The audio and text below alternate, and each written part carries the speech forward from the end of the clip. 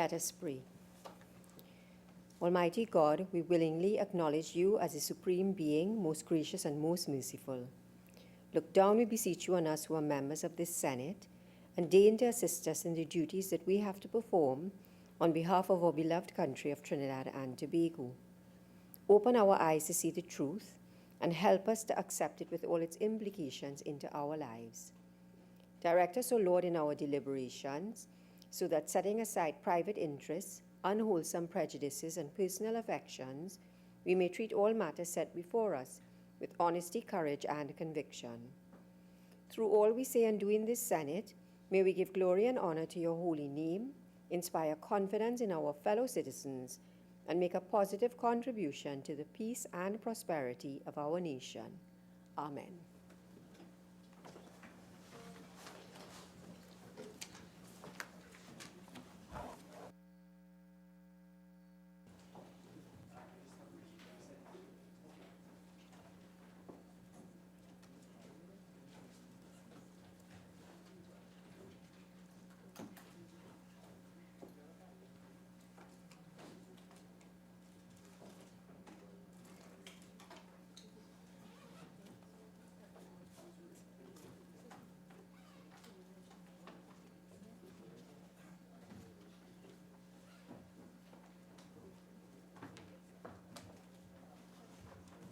Announcements by the President.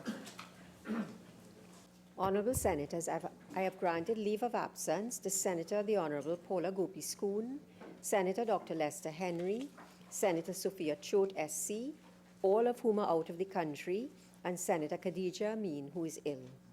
Honorable Senators, I have received the following correspondence from Her Excellency the President Paula May Weeks, ORTT. The Constitution of the Republic of Trinidad and Tobago by Her Excellency Paula May Weeks, ORTT, President of the Republic of Trinidad and Tobago and Commander-in-Chief of the Armed Forces. To Mr. Ndale Young, whereas Senator the Honorable Paula Gopi-Schoon is incapable of performing her duties as a senator by reason of her absence from Trinidad and Tobago.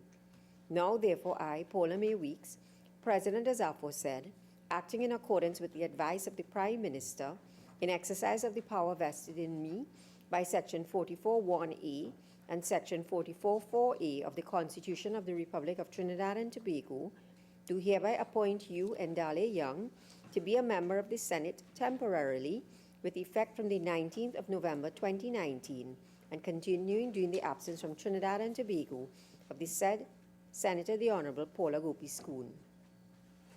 Given under my hand and the seal of the President of the Republic of Trinidad and Tobago at the office of the President St. Anne's this 19th day of October 2019.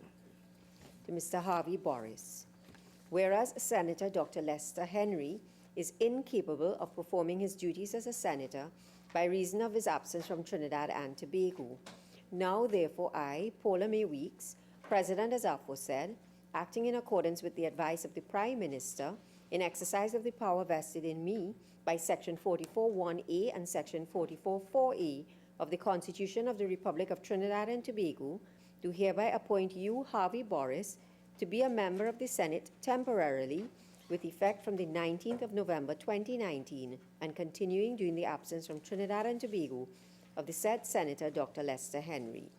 Given under my hand and the seal of the President of the Republic of Trinidad and Tobago at the office of the President St. Anne's this 19th day of November 2019. To Mr. Josh O.W. Drayton, whereas Senator Sophia Choate SC is incapable of performing her duties as a senator by reason of her absence from Trinidad and Tobago.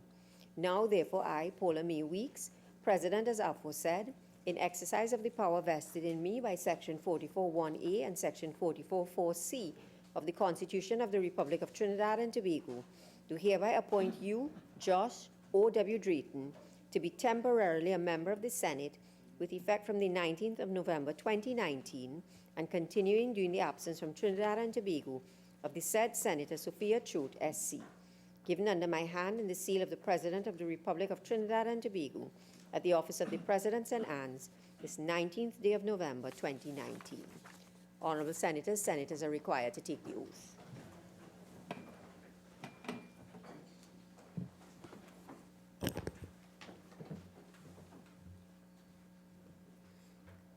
I, Ndala Young, having been appointed a Member of Parliament, do solemnly affirm that I will bear true faith and allegiance to Trinidad and Tobago, will uphold the Constitution and the law, and will conscientiously and impartially discharge the responsibilities of the people of Trinidad and Tobago upon which I am about to enter.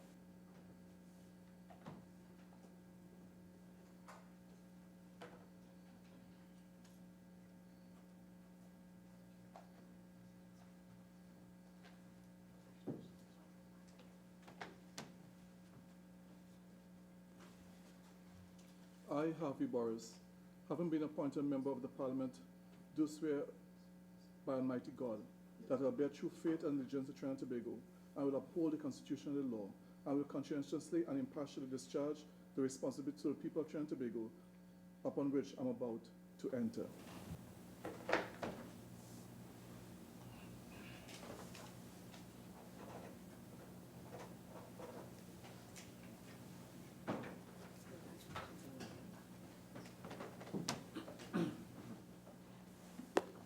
I, Josh Drayton, having been appointed a Member of Parliament, do swear by Almighty God that I will bear true faith and allegiance to Trinidad and Tobago, will uphold the Constitution and the law, and will conscientiously and impartially discharge the responsibilities to the people of Trinidad and Tobago upon which I am about to enter.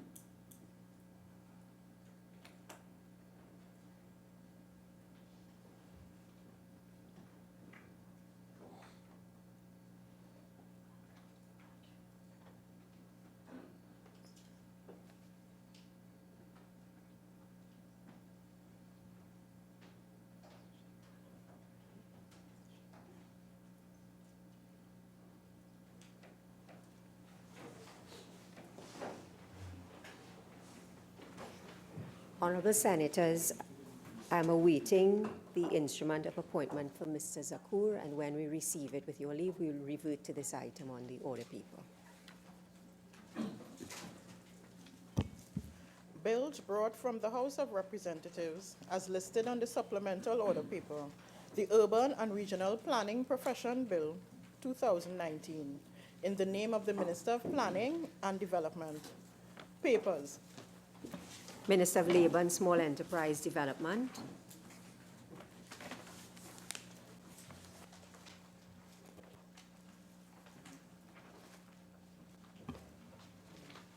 Thank you very much, Madam President. Madam President, I have the honor to lay the following papers listed on the order paper in my name. The Minimum Wages Amendment Order 2019. Thank you kindly. Minister of Public Administration, Minister in the Ministry of Finance. Madam President, I have the honor to lay the following papers as listed on the supplemental order paper in the name of the Minister of Public Administration and the Minister of Finance. The annual report of the Public Service Commission for the year 2018 and the reports of the Auditor General of the Republic of Trinidad and Tobago on the financial statements of the National Agricultural Marketing Development Corporation for the years ended September 30, 2016 and September 30, 2017. Thank you, Madam President. Leader of Government Business. Minister of Works and Transport. Madam President, I have the honor to lay the following papers as listed on the supplementary order paper in my name. The annual administrative report for the Vehicle Management Corporation of Trinidad and Tobago, VEMCOT, for the period October 15 to September 2016. Thank you. Leader of Government Business. Thank you very much, Madam President. Madam President, I have the honor to read the following papers as listed on the order paper and supplemental order paper in the name of the Attorney General, the Minister of Education, the Minister of Health, and the Minister of Trade and Industry. The ministerial response of the Ministry of the Attorney General and Legal Affairs to the 12th report of the Joint Select Committee on Human Rights, Equality and Diversity on the sexual exploitation of children in Trinidad and Tobago, with specific focus on child prostitution and child pornography. The ministerial response of the Ministry of Education to the 12th report of the Joint Select Committee on Human Rights, Equality and Diversity on the sexual exploitation of children in Trinidad and Tobago, with specific focus on child prostitution and child pornography. The ministerial response of the Ministry of Health to the 12th report of the Joint Select Committee on Human Rights, Equality and Diversity on the sexual exploitation of children in Trinidad and Tobago, with specific focus on child prostitution and child pornography. The ministerial response of the Ministry of Trade and Industry to the 11th report of the Joint Select Committee on State Enterprises on an inquiry into the activities, administration, and the operation of the National Flour Mills, including the company's role in the processing of rice from local farmers. The annual administrative report of Export TT Limited for the fiscal year 2015 to 2017. The annual report of the Export TT for the fiscal year 2016 to 2017. I think the first one should read 2015 to 2016. And the second one, 2016 to 2017. Thank you, Madam President. Urgent questions? Senator Mark. Thank you, Madam President. To the Prime Minister, in light of the recent drowning of 2 teenagers at the Argyle waterfall in Tobago, can the Minister advise as to what measures are being taken by the Tobago House of Assembly to address the safety of swimmers at the waterfall?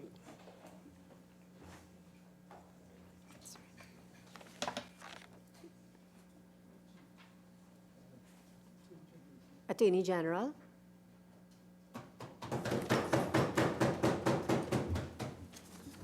Madam President, I must apologize that I wasn't aware that I was assigned the task of responding to this particular matter. I have not received the approved reply immediately. I expect to have it within a matter of moments. May I respectfully ask that we stand this down just for a couple of moments, and I'll return to the answer. Yes. Question number 2, Senator Mark. To the Honorable Minister of Education. Having regard to reports of the grade profile adjustment to the grades of students considered for scholarships, can the Minister advise as to when the adjustments were made? Minister of Education. Thank you very much, Madam President. Madam President, grade profiles are only changed or adjusted by CXC, consequent on the review requested by candidates and their parents.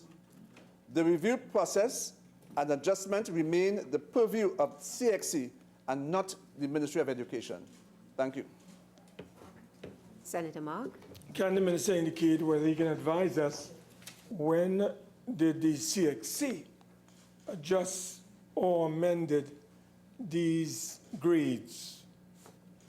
Minister. Madam President, I am unable to advise with respect to the work of CXC. What I said yesterday is that on October the 23rd, we received the database from CXC, and on November the 5th, we received the T-scores from CXC. And that is all. We have absolutely nothing to do with that. Thank you. Senator Mark. Can I go on, Madam? Yes. Next question, Senator Mark. To the Honorable Minister of Education. can the minister advise what is being done to address conditions at the Claxton Bay Secondary School that have resulted in teachers falling ill? Minister of Education. Thank you very much, Madam President. Madam President, the Ministry of Education undertook repairs to works to Block E that were related to flooding of level 2 that resulted from a burst water line in the staff room of the school. The repair work was conducted during the period November the 7th to November 11th, 2019, and met with the satisfaction of OSH inspectors who visited the school. OSH inspectors and the public health officials also deemed to be adequate and acceptable the work that was done. The alternative arrangements that were put in place by the principal to accommodate teachers was also accepted and deemed to be adequate.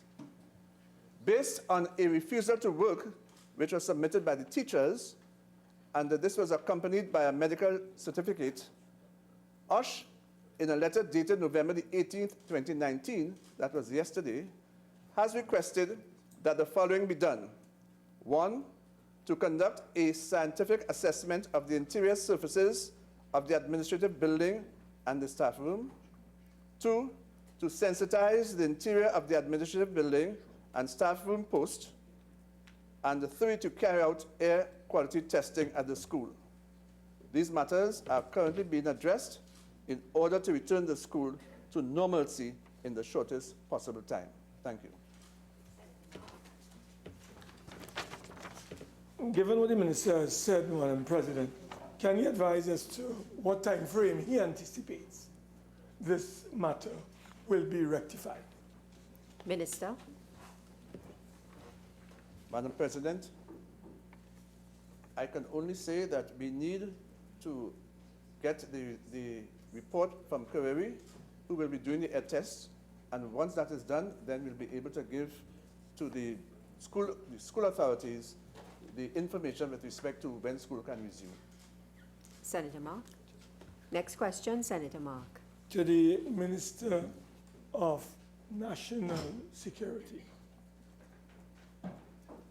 What is being done to address the recent standoff between police officers and MTS security guards who are insisting that the police be searched before being permitted to enter the Sangre Grande Magistrates Court? Attorney General. Thank you, Madam President. On behalf of the Minister of National Security, I would like to first of all say that there is in fact no standoff between security services. It has always been and will continue to be part and parcel of the procedure of the judiciary, which manages the security at all premises that it has under its control, including courthouses, that all persons entering judicial premises are subjected to searches.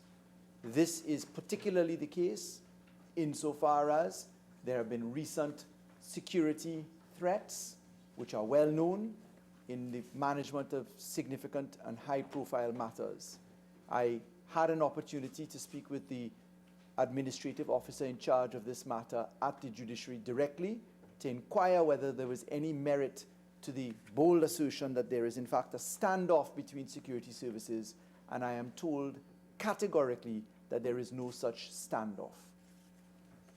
Senator Mark. Can the Honorable Attorney General indicate whether he's aware that police officers are not cooperating with the MTS security guards, and as such, court processes and matters are being slowed down? Is the Attorney General aware of this development, Madam President? Attorney General.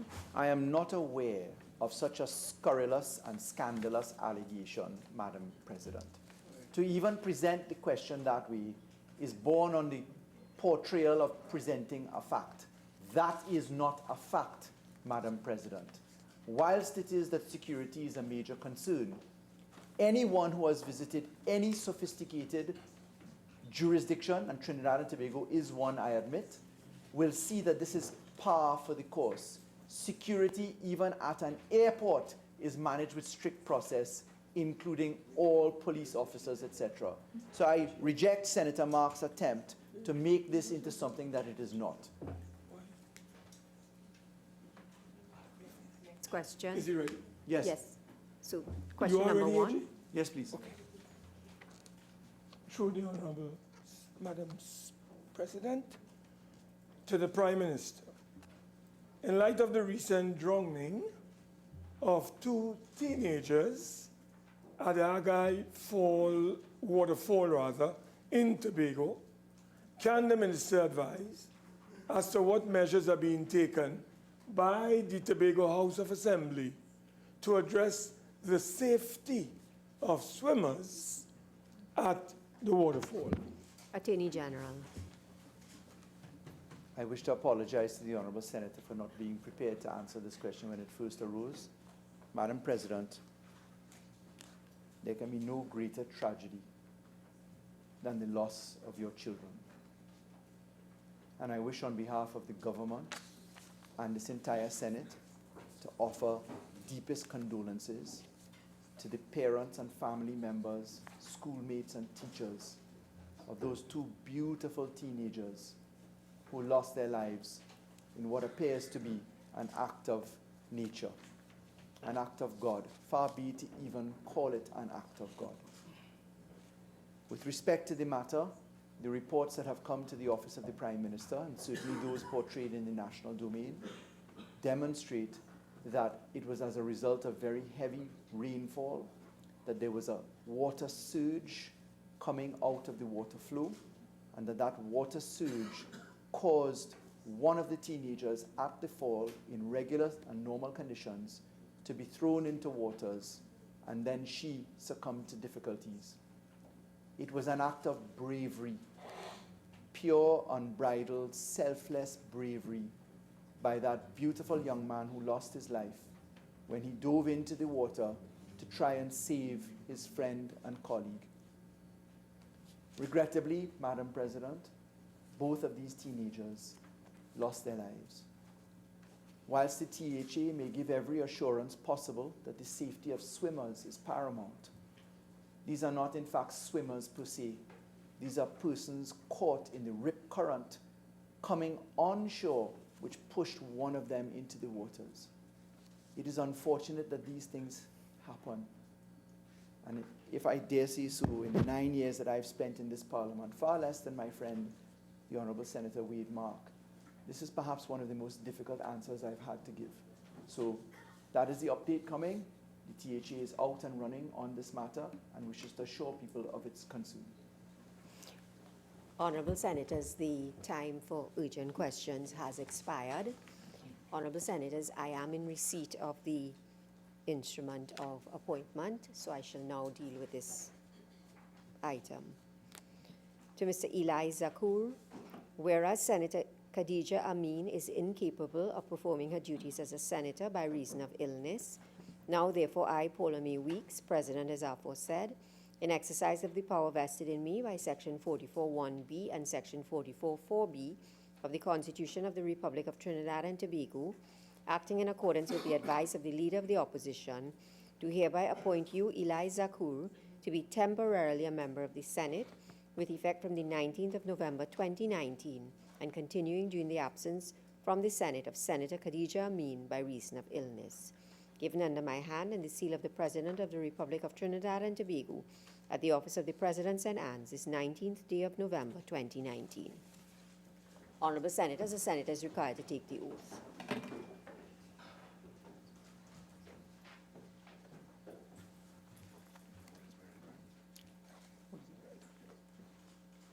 I, Eli Zakur, having been appointed a Member of Parliament, do swear by Almighty God that I will bear true faith and allegiance to Trinidad and Tobago, will uphold the Constitution and the law, and I will conscientiously and impartially discharge the responsibilities of the people of Trinidad and Tobago upon which I am about to enter.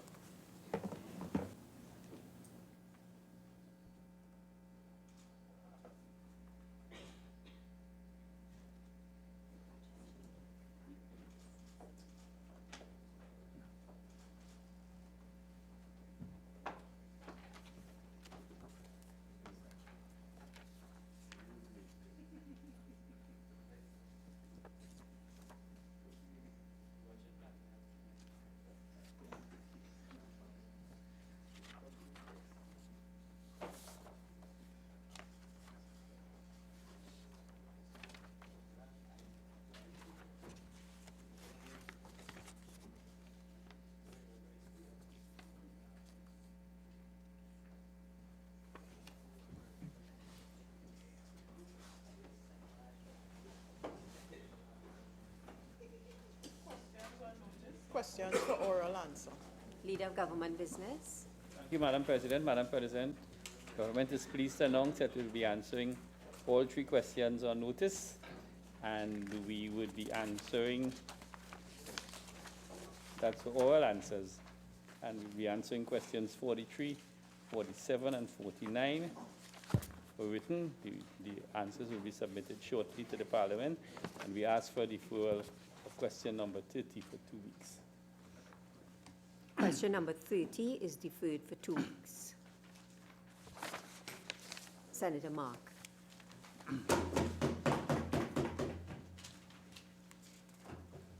Thank you, Madam President. Question number 4 to the Minister of National Security.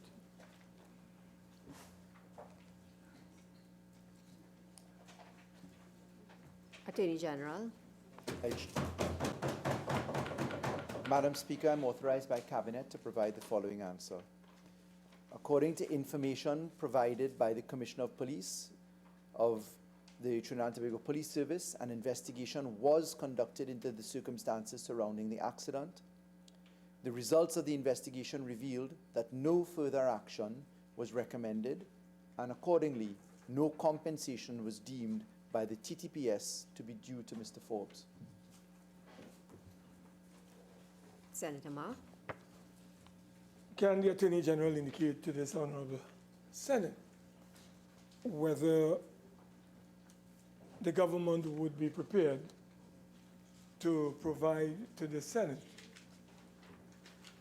a copy of the report dealing with this particular matter? Attorney General. Respectfully out of place, Madam President. Obviously, there having been a step in this matter by conclusion of a report, and the police having confirmed that they will take no further action, the next step is that there is an availability of litigation in the hands of the person injured. In the event of litigation, one therefore has to be careful about the rules of disclosure and premature disclosure. Certainly, disclosure is permitted in the courts. The Parliament is not a place to litigate matters, hence the rule against sub judice matters. Senator Mark. Can the Attorney General advise his House as to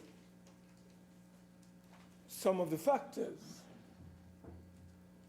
that the police would have taken into account in arriving at their conclusion that this matter ought not to go any further, Madam President? Senator Mark, I won't allow that question. Next question, Senator Mark. Can I ask through you, Madam President, whether the police has contacted Mr. Shaquille Forbes, indicating that this matter has been closed? Attorney General. I certainly couldn't say, Madam President, but I'm genuinely concerned that the Honourable Senator is pursuing a line of inquiry into a matter such as this. I'm genuinely concerned. These matters must be dealt with in a disciplined and proper fashion, and I really do believe that this line of questioning on this matter is entirely out of place. Senator Mark. Well, you know, I disagree vehemently with this Attorney General. Are you coughing? But, Madam President, may I proceed to the question too? Yes. I will ease him up at this time.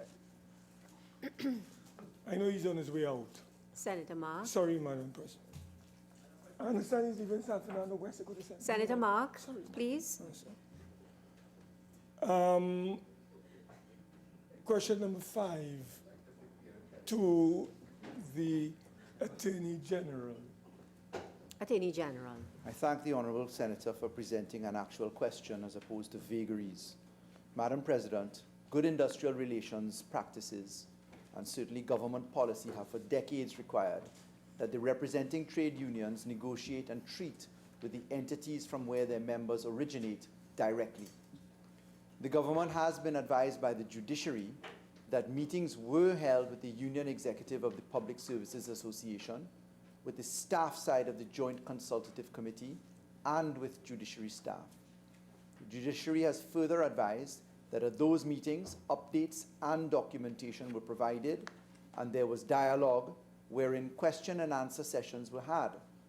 The judiciary indicated that an agreement was made between the parties wherein the trade union requested specific information and documentation in order to review, from which they would provide feedback on same. The judiciary has advised and today confirmed that it has in fact provided all the requested information and documentation to the PSA. Senator Mark. Can the Attorney General indicate when was the information outlined by the Attorney General on behalf of the judiciary? When was the information and or report on these matters made available to the recognized majority union? Could you be a little... In other words, the Attorney General is saying, all right, maybe I just recast. Yes. Can the Attorney General advise the Senate when the information gathered by the judiciary, requested by the union, was forwarded to the said union? Could we say when? Could you say when last? Because it was when different. Last? Yes, Attorney General. I really couldn't say, Madam Speaker, Madam President. You have, of course, anticipated the fact that there's been an ongoing dialogue and that there have been multiple provisions and submissions made, requests and submissions made. I really couldn't say, suffice it to say that it has been done. Senator Mark. Is the Attorney General satisfied that based on discussion thus far and taking into account the rights of the workers in the judiciary and the interests of the judiciary, whether he's satisfied that there is an amicable settlement on the way, or possibly to bring some kind of conclusion to what was initially a very ugly situation and standoff between the judiciary and the workers through their union? Senator Mark, I won't allow that question. Next question, Senator Mark. Question number 6 to the Minister of Planning and Development. Leader of Government Business. Thank you very much, Madam President. Madam President, the EMA issued a certificate of environmental clearance, number 4498 of 2015, to the permit holder for the development of 64.49 acres of land at Coromandel Road, Granville Beach, Cedros. In November 2018, the permit holder indicated that all works on site had ceased, and the permit holder was advised to inform the EMA of the recommencement of the work. In response to media reports of works continuing on site and impacts being felt by neighboring receptors, site visits were conducted on April 2nd, 2019 and April 4, 2019. The EMA held a meeting with the permit holders on April 5th, 2019, during which the permit holder was informed of 3 specific observations of non-compliance with the CEC. The permit holder committed to addressing these non-compliances. During the EMA site visits, no natural water courses were identified on site or on any map of the region, with the exception of a drainage channel at the eastern end, which appears to contain surface runoff. And these were complaints, as there were complaints in the Trinidad Guardian article regarding possible aquifer breach. The Water Resource Agency was engaged to confirm the depth of the water table in the area.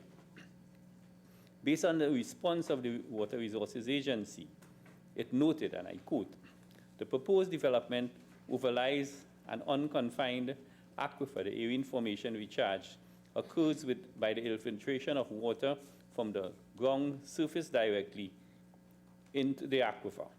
The 64 acres of concern is estimated to be less than 1% of the recharge area. Consequently, its potential impact on the aquifer is expected to be minimal, if not zero."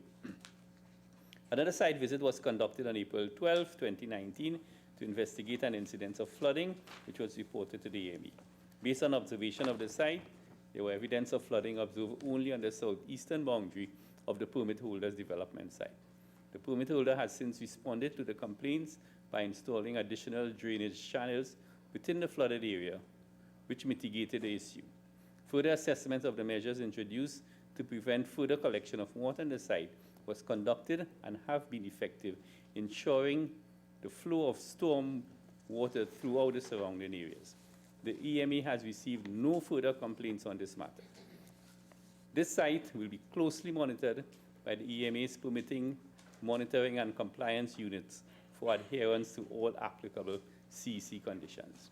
The permit holder has communicated that all works on site has been stalled due to the unfavorable weather conditions for construction during the rainy season, and there are plans to resume the work in the dry season of 2020. The development continues to be closely monitored by the state agencies involved. Senator Mark. Can the minister advise what were the 3 specific observations of non-compliance by the permit holder? On business. Madam President, I don't have that with me at this point in time, but I can surely get it because they were subsequently addressed. Senator Mark.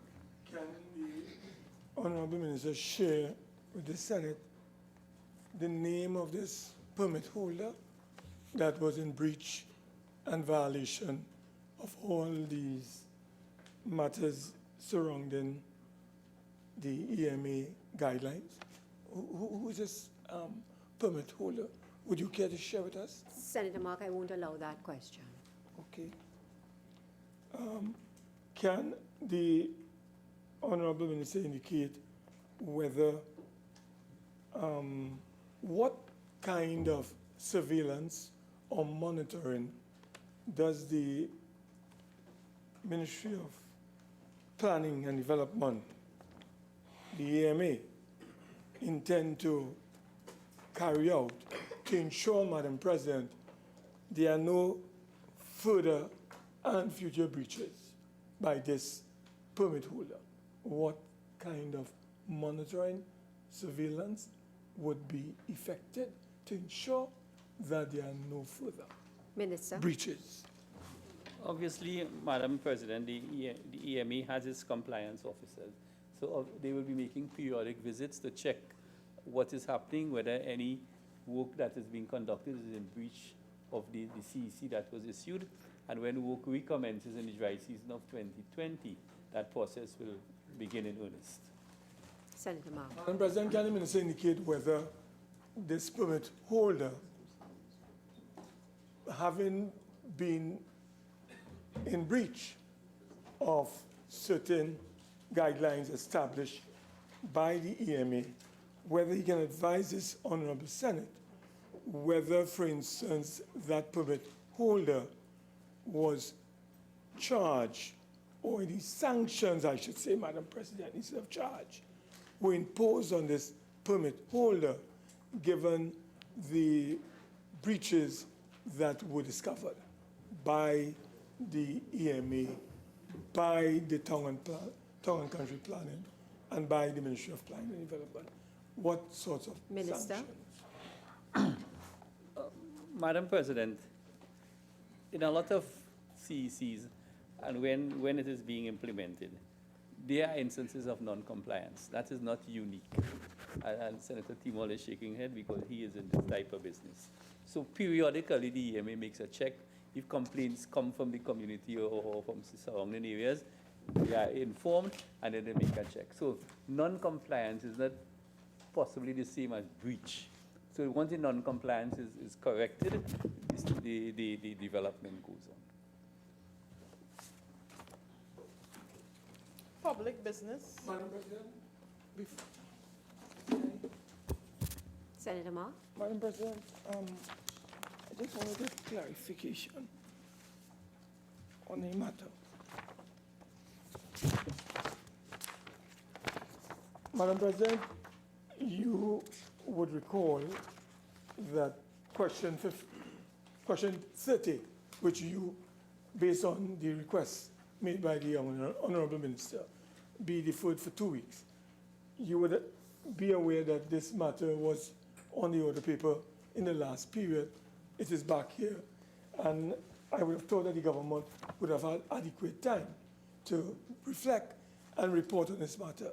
So I'm just raising, Madam President, the fact that it was there last session, and I'm hoping that the minister will bring the answer within a 2-week period. Well, Senate Minister. Please, I am reading from the order paper here, Madam President, and it said answer due by 19/11/2019.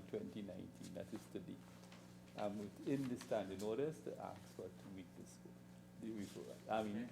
extension. And may I just indicate that when I allowed Senator Mark, I thought that you were going to raise an issue re the standing orders. What you did really was to just recite some facts. So I would ask you to be a little more relevant to the standing orders the next time I allow you to raise an issue at the end of question time, okay?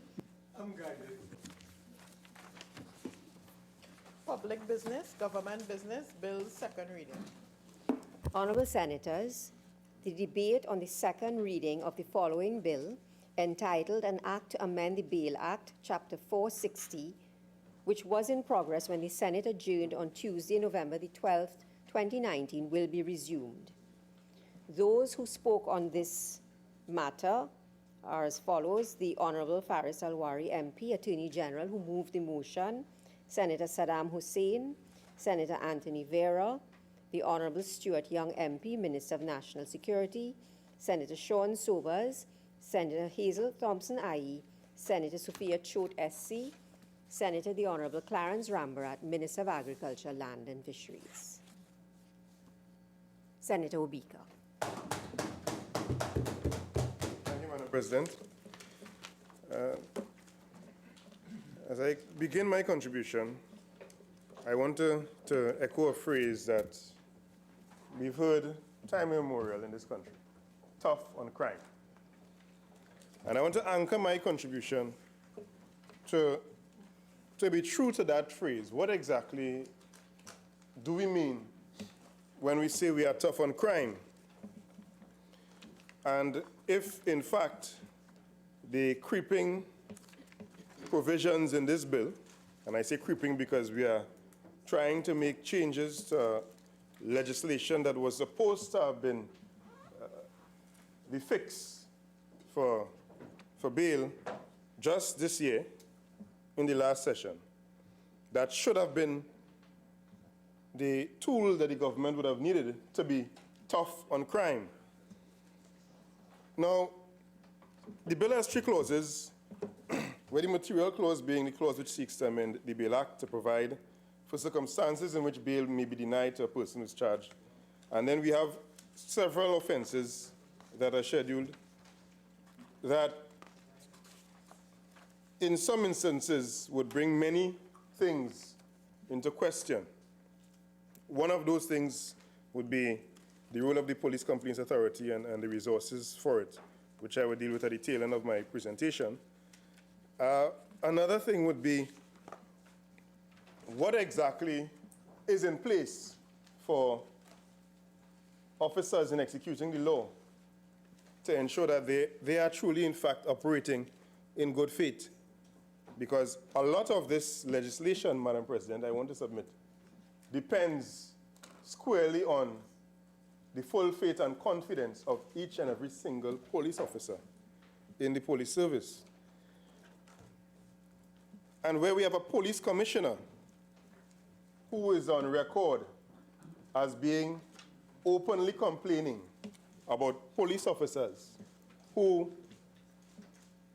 for some reason or the other, had challenges with a lie detector test, Madam President. We have to first understand that there must be some caution when we are giving such sweeping power to each and every police officer in this country. So one can assume that the intent is to curb crime.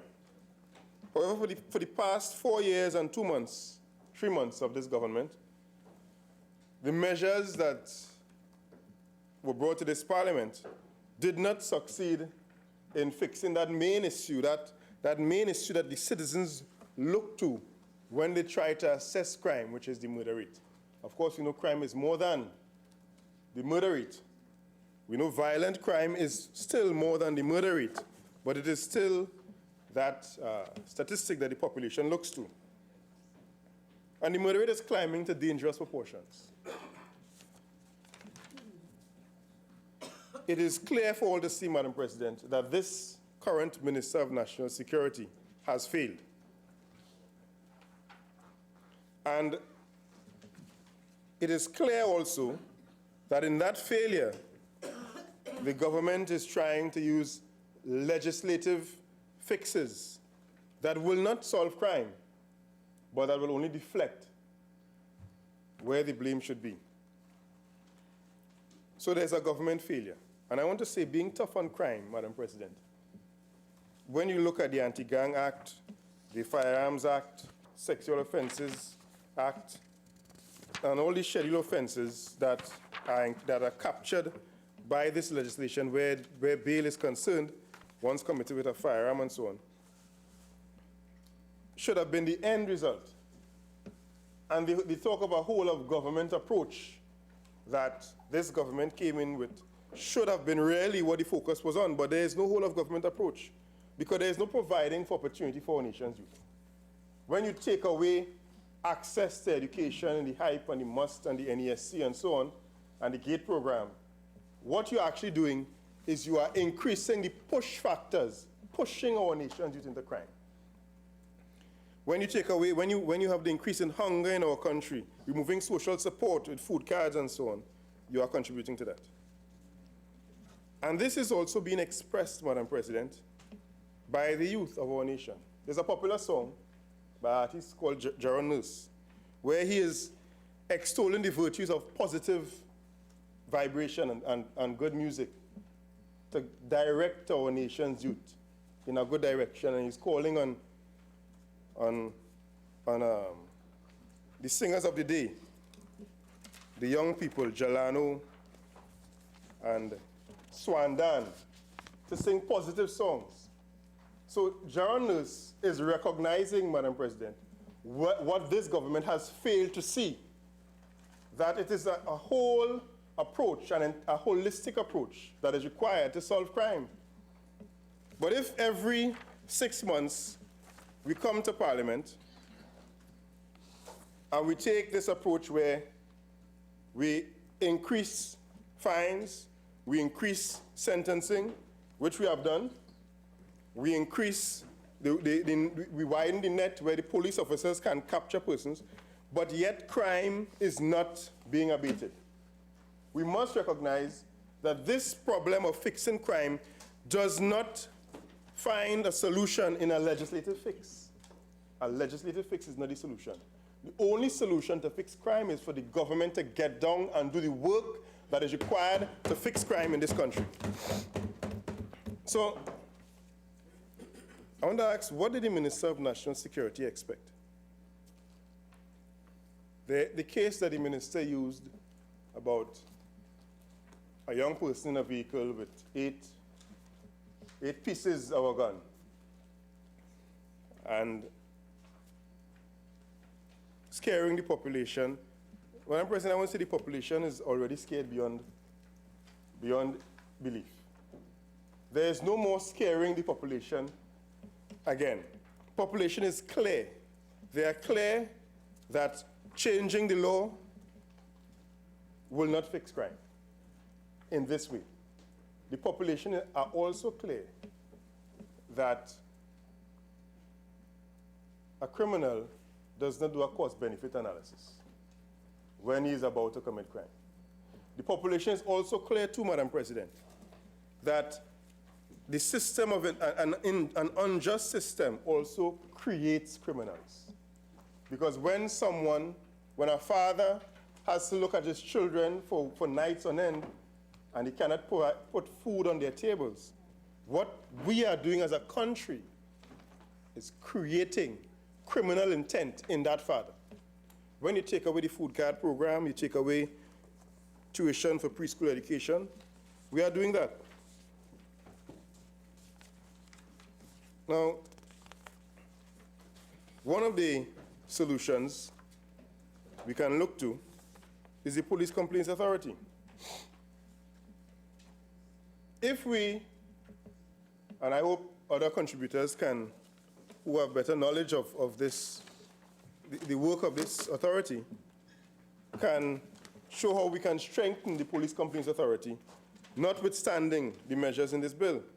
Because what are the roles of a well-resourced Police Complaints Authority? To investigate criminal offenses, to undertake inquiries into police corruption, to monitor an investigation being conducted in relation to criminal offenses involving police officers and police corruption, to advise and make recommendations to the police service regarding police corruption, to gather evidence that may be used in investigating serious police misconduct and furnish such to the police commissioner, to gather evidence that can be used in the prosecution of a police officer involved in a criminal offense and furnish that to the Director of Public Prosecutions, and to perform any other functions that may be conferred on the authority. Now, ensuring that we go after corrupt police officers, Madam President, it does the police service justice. It does justice to the police officers who are doing their work honorably. I always say my grandfather, my mother's father, was a police officer, retired sergeant when he died. And police officers who work hard on behalf of the citizens of Trinidad and Tobago, put their lives on the line. No manner of legislative fix could change the fact that the good officer knows that there's a corrupt officer controlling blocks in Sealots, on the train line in Marabella, in Warden Road in Point Fortin, in Bangladesh, in St. Joseph. Madam President, no manner of legislative fix will erase that knowledge in the mind of the good officer that there's a corrupt officer in the vehicle right next to him who is undermining the very system. So one would have hoped that this government would have engaged the Police Complaints Authority and sought to resource them properly, given the nature of offenses. And I want to point to some of them. Under the Firearms Act, Madam President, we see selling or transferring a firearm or ammunition to a person who does not hold or is not exempted from holding an FUL, firearm user's license, being captured under this amendment, that the clause 3 of the bill. If we were to consider trafficking, for example, Madam President, simply trafficking, and if we were to consider that the number of police officers that we have across this country and the level of information that they have at their disposal, it would be and the level of information that the public feeds them on a daily basis, it will be very difficult to fathom that officers collectively will not know where persons are who are conducting this type of business. But yet, we hear of only 40-something, 30-something guns collected across the country. It raises suspicions in the mind of citizens. And that suspicion is fed where persons believe that, in fact, if the police officers who knew could have been empowered to intercept these persons who were involved in illegal gun trafficking and trade, we would have been able to take up much more guns off the streets without even considering a gun amnesty. So the Police Complaints Authority is where individuals as well as police officers can provide information. But there must also be a stronger support for the police service to weed out corrupt officers. And one would have hoped that a police commissioner would have no such complaints. But with every other month, you hear the police commissioner complaining of challenges within the police service. So, Madam President, I want the government to look at that and also to look at another aspect of legislation. There's much talk, and I do so without anticipating. I know I'll be guided. So I will run afoul at some point, so I will stop when I do. Oh, there's no bill, okay. So there's much talk of decriminalizing marijuana. And, Madam President, we can all see the value of decriminalizing marijuana. And for the citizen, the average citizen, if we were to paraphrase, if we were to use layman's term, to make marijuana as legal as alcohol is legal, because alcohol is not legal, it's decriminalized. Because if Senator Cummings were to be as enterprising as he is, an astute businessman, were to decide to allow someone to have a half barrel of babash in his backyard, Senator Cummings will be arrested in the morning. All right? So alcohol is not legal. You need a license and so on to conduct your affairs where that is concerned. So we can all see the benefit, Madam President, of decriminalizing marijuana. So that the day where a young man, because mostly young men, are arrested and incarcerated for a roll-on, we're not talking about deodorant here, of marijuana, those days should come to an end. So maybe we should look to first get that done. What you do, you separate, just as was done with alcohol, you separate the persons who use marijuana from those who are engaged in the gun running and so on, and the cocaine trafficking. So you bring the recreational marijuana users into the mainstream, so they don't have to go to the gun block or the drug block again to get a smoke. They can go to a regular store where the regular man can get a license to distribute for sale for recreational use marijuana. I want to submit, just as taking away the traffic cases from the court would have eased up the magistrate court system once we get the traffic court running, as a nation, if we decriminalize marijuana, whether it be medicinal as well as recreational use, it would free up a lot of the police officers to focus on the real criminals, and we will be able to, once we have a proper licensing regime that allows small persons, not big people like in Barbados and in Jamaica where they are still burning down ganja fields despite decriminalizing marijuana. They have not empowered the small man to be involved in the industry. What we have to do is ensure that we empower the small man to be involved in the industry. So just as the neighborhood guy could go to a magistrate and get a bar license, that the neighborhood guy can go to whichever mechanism and get a license to sell in their community marijuana for medicinal and recreational use. That would now remove the power of the underworld specifically for marijuana. It would not remove the power of them for cocaine, which our population has no longer been in love with because the days of crack have practically gone, but we are still a transshipment hub for cocaine. It would now remove, it would increase the distance that the recreational user of marijuana has from the guy who is trading in guns. So I want to say that whilst the government has hastened to bring this particular bill because of the particular instance where the police is frustrated with getting persons out on bail after first offenses, maybe this should not have been the time to bring this bill.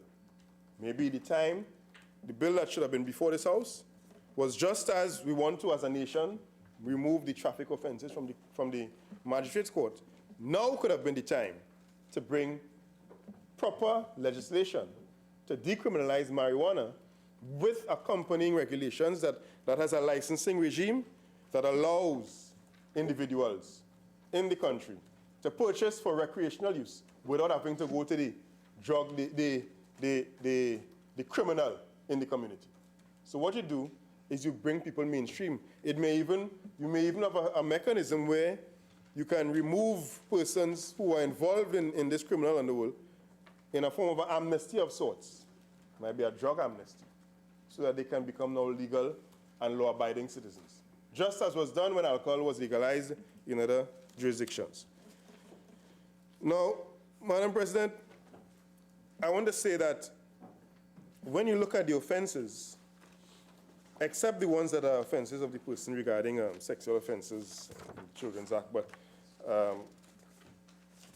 when you look at the offenses specifically relating to anti-gang and firearms, all right? Because the offenses captured under the bail amendment bill speaks to persons becoming a gang member, a gang leader, and so on, counseling a gang, and so on.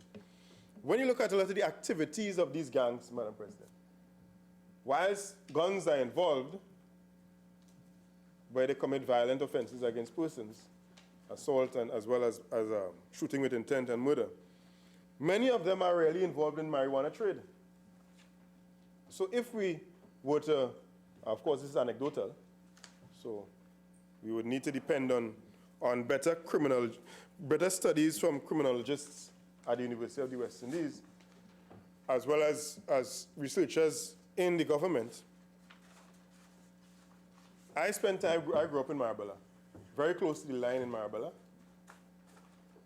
And I have seen, Madam President, in a household, a father had 3 sons and 1 daughter on my street. And all the 3 sons were killed. All the 3 sons were involved in the marijuana trade. Now, if the marijuana trade was decriminalized, and they could have opened a shop in Marabella to sell the marijuana legally, and the supply chain is also registered and legal, they may have been alive today.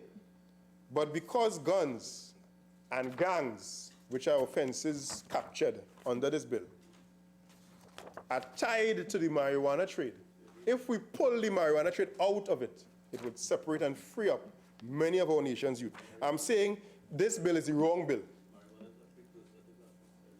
No, I'm saying that the guns, so the question, Madam President, is that whether marijuana is seen as a precursor to guns. That is not the argument I'm making. The argument I'm making is that within the marijuana trade, you have the gang culture around it, and you have the gun culture around it. If you remove the marijuana trade from the underworld and you bring it mainstream, it becomes legal, you don't have the opportunity now for users to interface with those who are involved in guns and so on. So it becomes, there's a better opportunity for persons to be involved in legal activity, and you can fight crime without even firing a shot. And that should have been the approach of this government. Now, Madam President, I will not be long because I've made the main point that I want to make, and I'm happy that the legislation was not before us as yet, so I wasn't running afoul of the standing order regarding anticipation. Now, Madam President, the bill seeks to deny bail to persons for 120 days. I want to submit that this could make, despite the best efforts and the best intent of the good officers of the police service, it can make Trinidad and Tobago resemble a police state.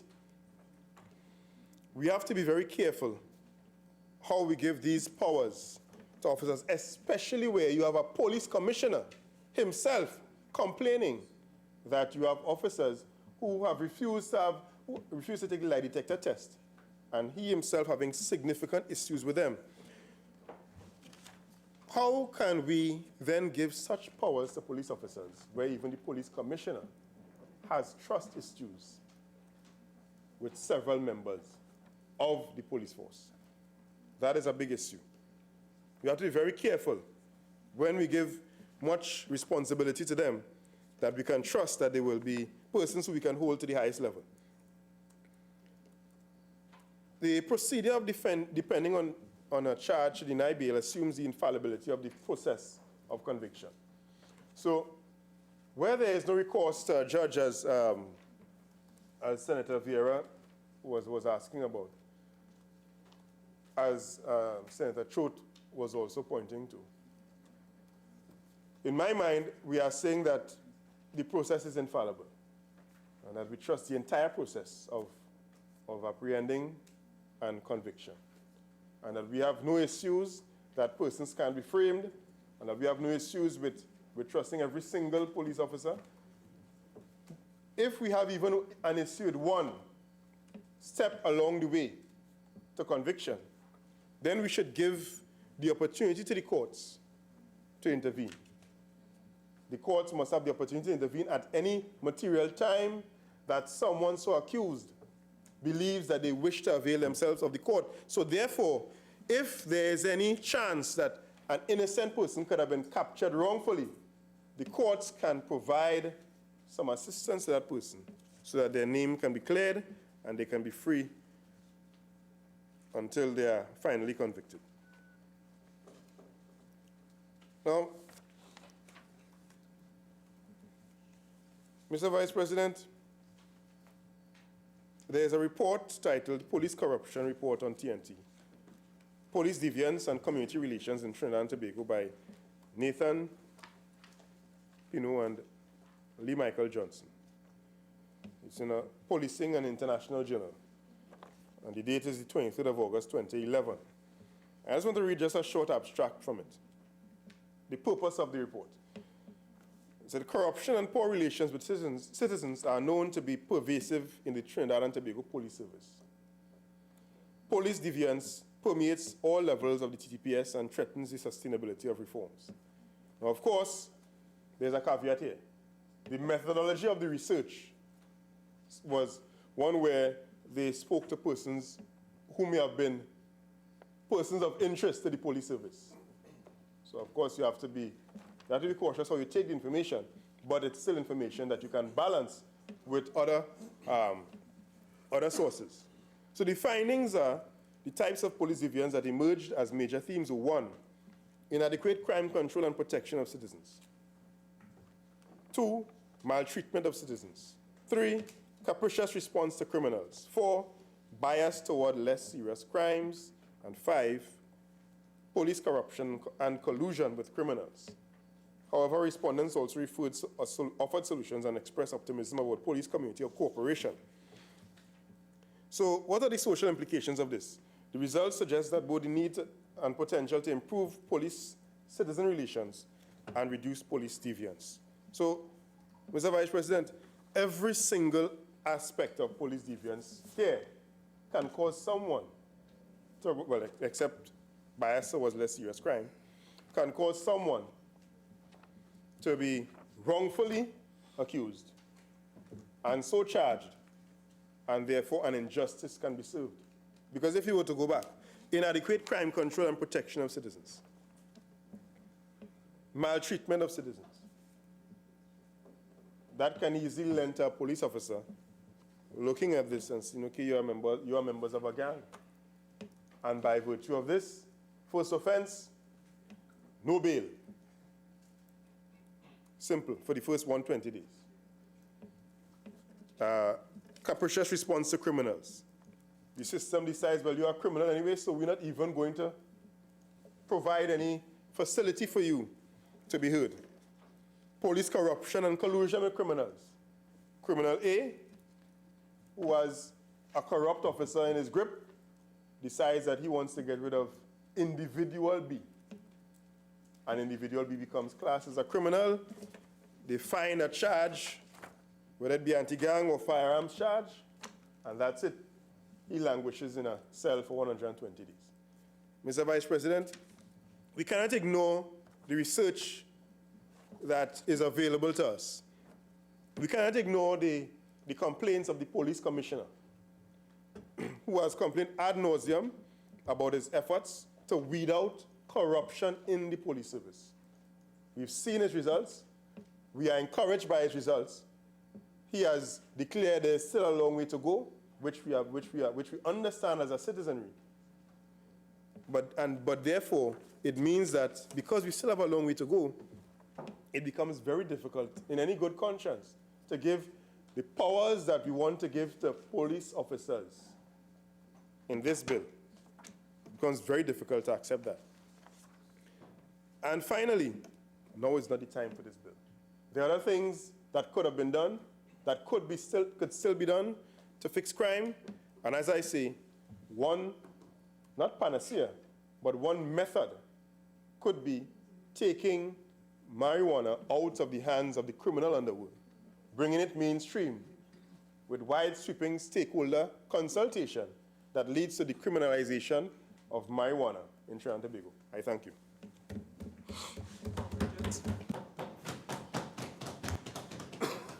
Thank you, Mr. Vice President, for recognizing me and affording me the opportunity to make a contribution, which I hope will be short, to this bill, an act to amend the Bail Act, Chapter 460. Before I actually start my substantive contribution, I'd like to also add, with the sentiments of the Honorable Attorney General, to add my condolences to the family of the two teenagers who drowned in Tobago. Really tragic circumstance, and their families, and because Tobago is a small community, the wider Tobago community at large. And also, while I'm at it, to the family of Sap Miraj and his colleagues at the Senate and Dama Mahasabha. You may not have always agreed with his very strong convictions, but he certainly made a strong and significant contribution to Trinidad and Tobago. So my condolences to his family and the Hindu community as well. So on to the bill now. I have to admit that this is one of the bills that agonized me over the past week. I'm glad we had an extra week so I could think about it even more clearly, because there are several issues that really had me deeply contemplating, because, I mean, it's, you know, sometimes the popular thing may not be the right thing to do in circumstances, and this job or this role is not a popularity contest. So what troubled me about it? Anyone can understand and endorse and support the significant challenges facing law enforcement in Trinidad and Tobago, and the level of rampant, seemingly unabating criminality in this country. It pains us all. It should be fairly easy to approve these proposed amendments, given what is facing Trinidad and Tobago, without a second thought. Between 2001 and 2008, Trinidad and Tobago experienced a 357.6% increase in homicides in that 7-year period, from 151 in 2001 to 540 in 2008. Most of the homicides attributable to firearm-related offenses. In 2005, the homicide rate was 21.9 per 100,000 of the population, compared to 3.8 to 100 of the 1,000 of the U.S. population. And that's from a study titled Firearm Possession Among Arrestees in Trinidad and Tobago by William Wells, Charles Katz, and Jean-Kim Kim, 2010. This issue, to me, after I thought about it carefully, has many dimensions which I sought to be addressed in the bill, but not really in plain sight, which are very important, because I agree, and no one, I mean no one should really have an AR-15 rifle or a grenade in their possession. There's no lawful reason for someone having those types of weapons. Just for curiosity, and Armalite AR-15 is a selective fire, air-cooled, gas-operated, magazine-fed rifle manufactured in the U.S. between 1959 and 1964. Its military version was adopted by the U.S. Armed Forces as the M16 rifle. The military version M16 was a selected fire, air-cooled, gas-operated, magazine-fed rifle. Now, hear that description. That's on the streets in Trinidad and Tobago. That's an instrument of war. War. So that's why this situation here troubled me so much. And taking an holistic look at the situation, I think it has a couple of dimensions which I'd like to outline. One, police detection, identification, and seizure rates for illegal firearms in Trinidad and Tobago, including the AR-15 and grenades, etc. Two, how many of these weapons are coming into the country? How are they coming into the country? Where are they being stored? And what is the reason for bringing this level of sophisticated weaponry into the country? Three, the increased level of sophistication itself as a matter of grave concern, and how they are being illegally imported, because they're very expensive weapons also. They're extremely expensive. And how many of these illegal weapons are actually in the country presently, especially in relation to how many are being found and seized by law enforcement, because it is also important to get a sense of the scale. And I know the Minister of National Security in his presentation last Tuesday went through some of his data, but I will present some data that I think is quite credible from the University of Sydney, which paints an even more dire picture in this country.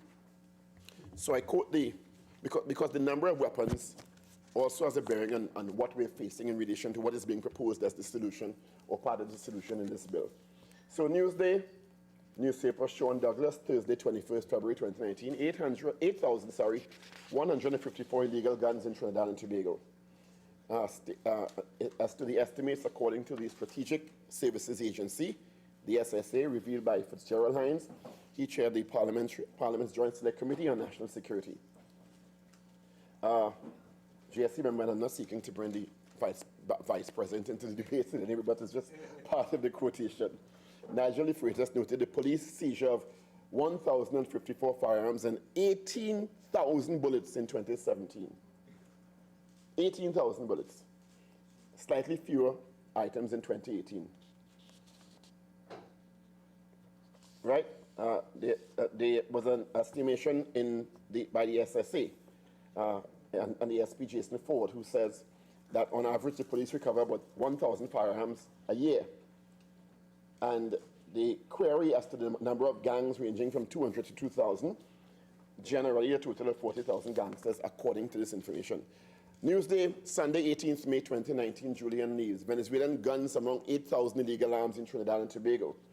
And it's quoted as saying the Prime Minister says the illegal guns in Haiti have been traced to almost 30 countries, including neighboring Venezuela and now defunct Soviet Union. He said police provided information for seized firearms analyzed for country of origin for the period 2014 to 2018, and 27 countries were identified in terms of origin of firearms.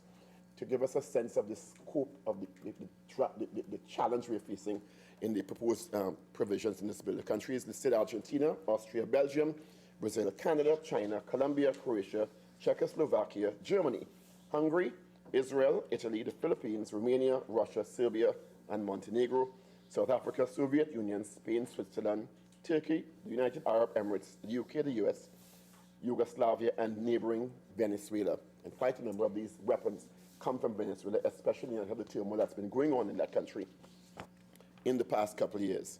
Newsday, Monday, 30th September 2019, Security Group, 1.6 million guns in the Caribbean. Revealed Peter Barcroft, Senior Director of the International Peace and Security Program, run by Parliamentarians for Global Action in New York City.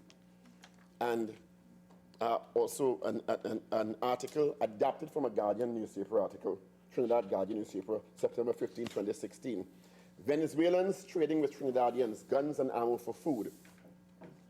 Venezuelans and Trinidadians are bartering on the high seas, selling and or exchanging arms and ammunition for food and basic commodities. These trades are also taking place in some of TNT's remote coastal ports, according to Assistant Superintendent of Police Vernley Gift of the Organized Crime and Narcotics and Firearms Bureau, the OCNFB. So that gives you a sense of the number of guns in Trinidad and Tobago from a local perspective. But I had the ability to also go through an article, Illegal Gun Market in Trinidad and Tobago, report to the Minister of National Security by William Wells, 2008, gun possession and ownership. The TTPS firearm selection estimates approximately 1,550 firearm users in the country. That's in 2008. And also, I'd like to go through you, Madam President, an article which I got, as I said, from the University of Sydney, which paints an even more dire picture. And the article is titled aboutgunpolicy.org, which is a very credible portal. It's hosted by the Sydney School of Public Health, University of Sydney. The school provides internationally recognized leadership in public health by advancing and disseminating knowledge. In this case, the supporting the global efforts to prevent gun injury, which is also part of the intention of this bill. A close partner organization is the Center for Armed Violence. So, according to our articles, including the Ministry of National Security, the Police Service, and the Prime Minister in one instance, we have about 8,000 illegal guns in Trinidad and Tobago. According to this website and organization, University of Sydney,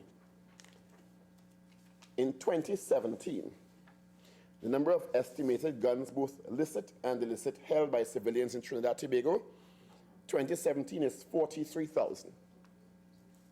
43,000. In 2012, it was 30,000, which means it's roughly, it has increased between, according to this article, between 2012 and 2017 by 2,600 per year. If we are to believe that, and the police are seizing 1,000, it means that for those number of years, 1,500 or so guns have been, 1,600 have been dispersed throughout society, right? Which is, to me, frightening. The number of licensed firearm owners, according to the article, is 10,550, which correlates with the information we have from the SSA and the TT Police Service, which means we generally have 32,450 illegal guns in Trinidad and Tobago, according to this article. Not the 8,000 that's proffered by the SSA. And I cannot believe in this more, given what we're seeing. And it went 2005, 7,801, 2006, 7,900, and in 2017, 10,550, and that's the legal guns. But if we really have 32,450 illegal guns in Trinidad and Tobago, we have a significant problem. We are underestimating the scope and the scale of the problem in Trinidad and Tobago. So we are feeling that we have 8,000 or so guns. So that's what we're telling the public.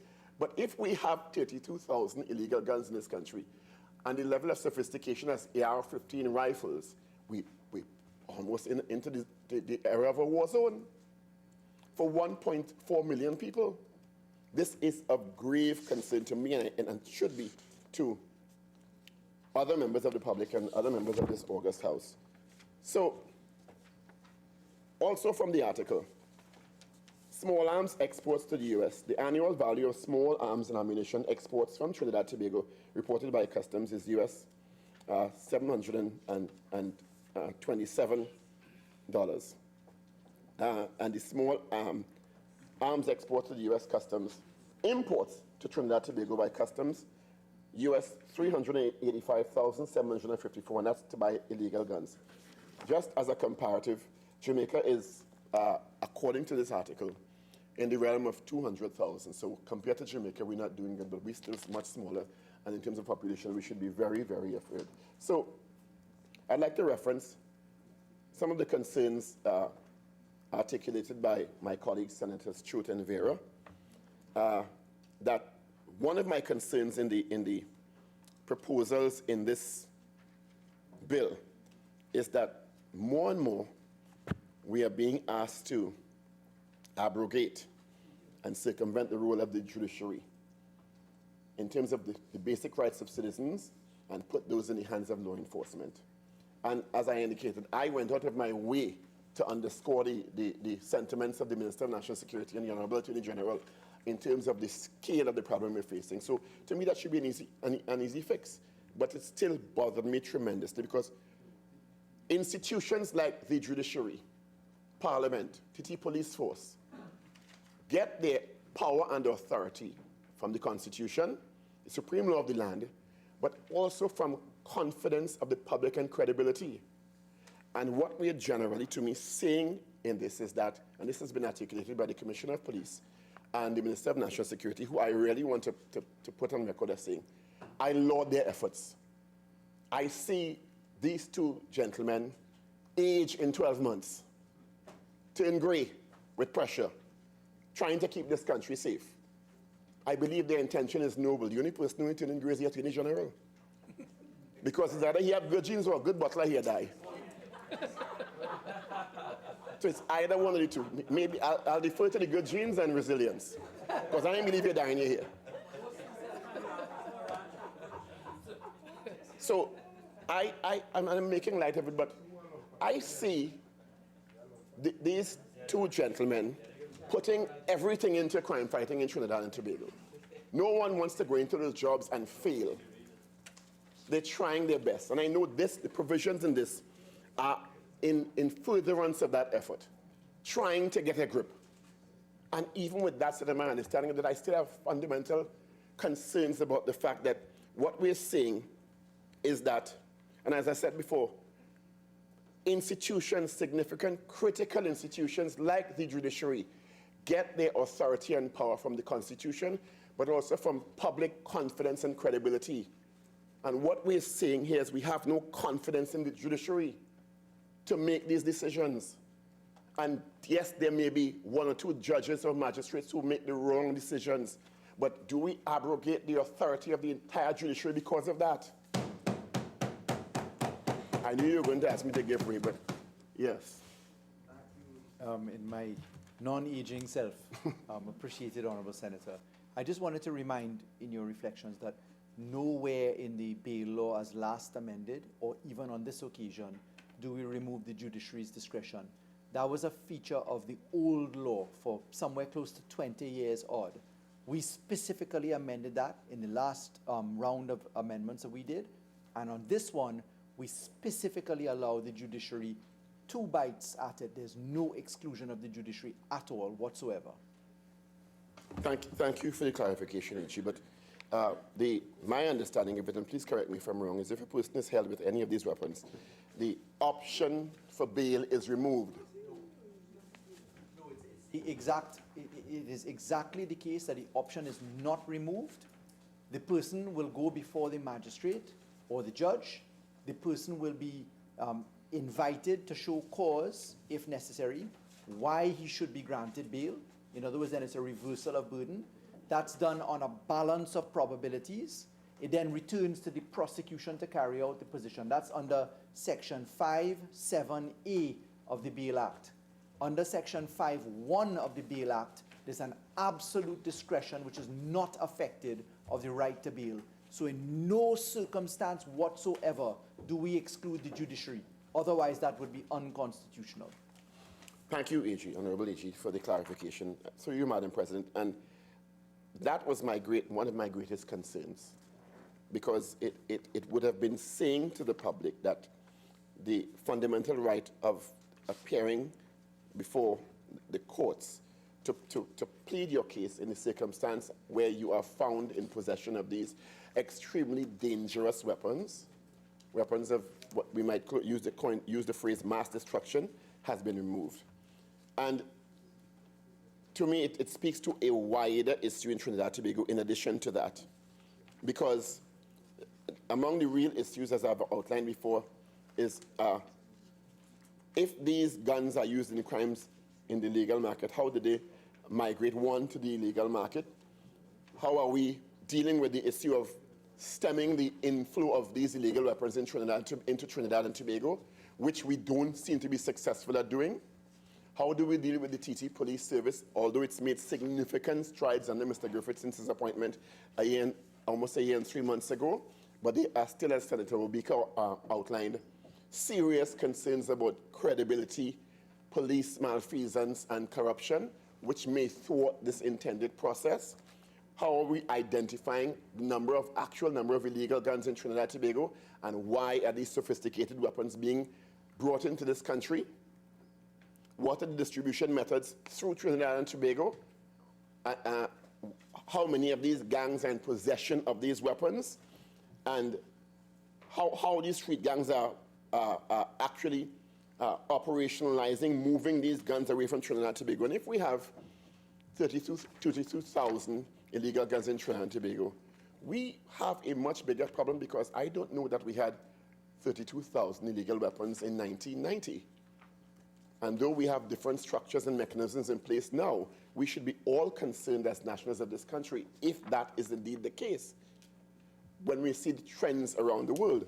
So these are questions we need to answer in addition to this. In my closing moments, Madam President, I want to read out something that really disturbed me, which is online for everyone to see, which is, as a proud and patriotic national of this country, Trinidad and Tobago 2019 Crime and Safety Report by the OSAC, the Overseas Advisory Council, which is a joint venture between the Department of State and the U.S. private sector, created by then Secretary of State George P. Shultz under Federal Advisory Committee Act. And this is really an advisory to American citizens or international travelers coming to Trinidad and Tobago about the state of affairs here and what you should and can expect in terms of your personal security. And the article under the heading Crime Threat states that, and I'm paraphrasing, Trinidad Tobago Police Service 2018 crime stats show a 2.5% increase in overall serious criminal activity compared to 2017. Violent crime remains a major concern for local security services and the general public. Despite the seizure of 988 firearms in 2018, 80% of murders involving firearms highlighted the problem of imported and often illegal weapons and firearms smuggling. Drug trafficking and gang-related activities continue to fuel the demand for illegal guns in Trinidad and Tobago. This is our public online profile in the OSAC report. According to TTPS statistics, there were 517 murders nationwide in 2018, after 495 in 2017, and we all know the statistics. The 2018 numbers represents an increase of 4.4%. The detection rate for murder was 16.6% for 2018, a decrease from 17.9 in 2017, so detection rate going down. Gang and drug-related activities continue to drive the murder rate. There were 13,444 reported serious crimes in 2018, 331 more than 2017, going up. Approximately 1/3 of crimes resulted in violent incidents in 2018, and they go on to outline the list of the most serious crimes to paint the picture for persons coming into this country about what they're facing in our beloved Trinidad and Tobago. In March, the police found the bodies of 4 persons, 2 of whom were teenage girls. And I'm paraphrasing. In July, gunmen opened fire on a group on the boardwalk in Chagaramas. In November, police discovered the bodies of a pregnant 19-year-old. In December, there was a home invasion of a Canadian diplomat's home in an affluent neighborhood in Port of Spain. The suspects tied up the occupant, ransacked the house, and fled with jewelry and other valuables, including a vehicle. That's what's out there about us. Under terrorism threat, and I'm paraphrasing again, in 2015, the TNT High Court declared Trinidadian national Kareem Ibrahim a terrorist. Paraphrasing, in 2015, an ISIS propaganda video featuring several young men claiming to be Trinidadian nationals fighting in Syria. Since 2014, sporadic videos have surfaced on social media allegedly featuring Trinidadian nationals declaring their support for ISIS. In 2015, Saudi Arabia accused the Trinidadian studying there of being a terrorist. He spent 16 months in a Saudi Arabian prison before being released and returned to Trinidad and Tobago in 2016. This is what is being said about us outside, and these are the facts from the American website that tells their nationals, if you're coming to Trinidad, this is what to expect. A long time when they used to say Trinidad is paradise, land of steel band and calypso is no more. You go in and face serious crime. So I say that to underscore the proclamations of the Attorney General and the Honorable Minister of National Security. One of the suggestions that I think is noteworthy in terms of ensuring that persons who are found with these weapons and other weapons, of dangerous weapons, is a suggestion by High Court Justice Frank Seepersad, who, and I think the police commissioner endorsed this. It's time for police officers, and this is a Ricky Ramdas article, November 6th, in the Trinidad Guardian. I hope it's the Trinidad Guardian. I hope I'm not misquoting. And I quote, "It's time for police officers to be replaced with skilled and legally trained people to prosecute matters in the magistrate's court." High Court Judge Justice Frank Seepersad seems to think so. He said, "Far too often, accused individuals have their cases dismissed or not convicted because of a lack of evidence. Because of evidence is simply because the police prosecutors are ill-equipped to address." And if we are addressing shortcomings in the judiciary, we have to look at the other shortcomings in the police service equally virulently, because it is not one part of the flow chart that's in need in Trinidad and Tobago. And I understand this part is aimed at dealing with a perceived shortcoming, but if you're not presenting proper cases, as colleague Senator Schroet indicated, to the judicial officers, then you're going to get, in some cases, the granting of bail, and the person's coming back out after having been found with an AR-15 in 2-3 days. So it's not one part of the process that we need to fix.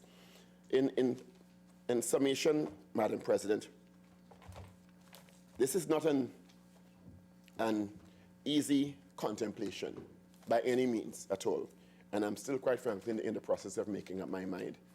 Because more and more, because of shortcomings in several dimensions, and I appreciate the Attorney General's clarification, we are being asked to become more and more drastic where our fundamental rights are concerned. And we're not talking about all of us, but it's aimed at the few who are disrupting our society.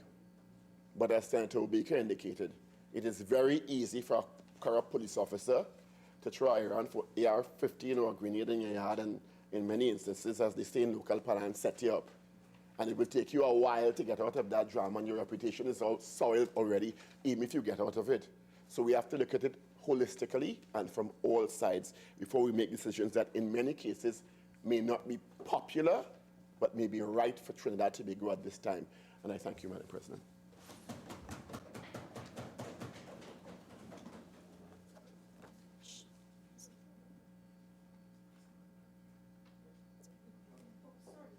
Senator Seepersad. I think the Attorney General wanted to say something. Oh, okay, sorry. Thank you, Madam President, for the opportunity to contribute to the debate on an act to amend the Bail Act, Chapter 460.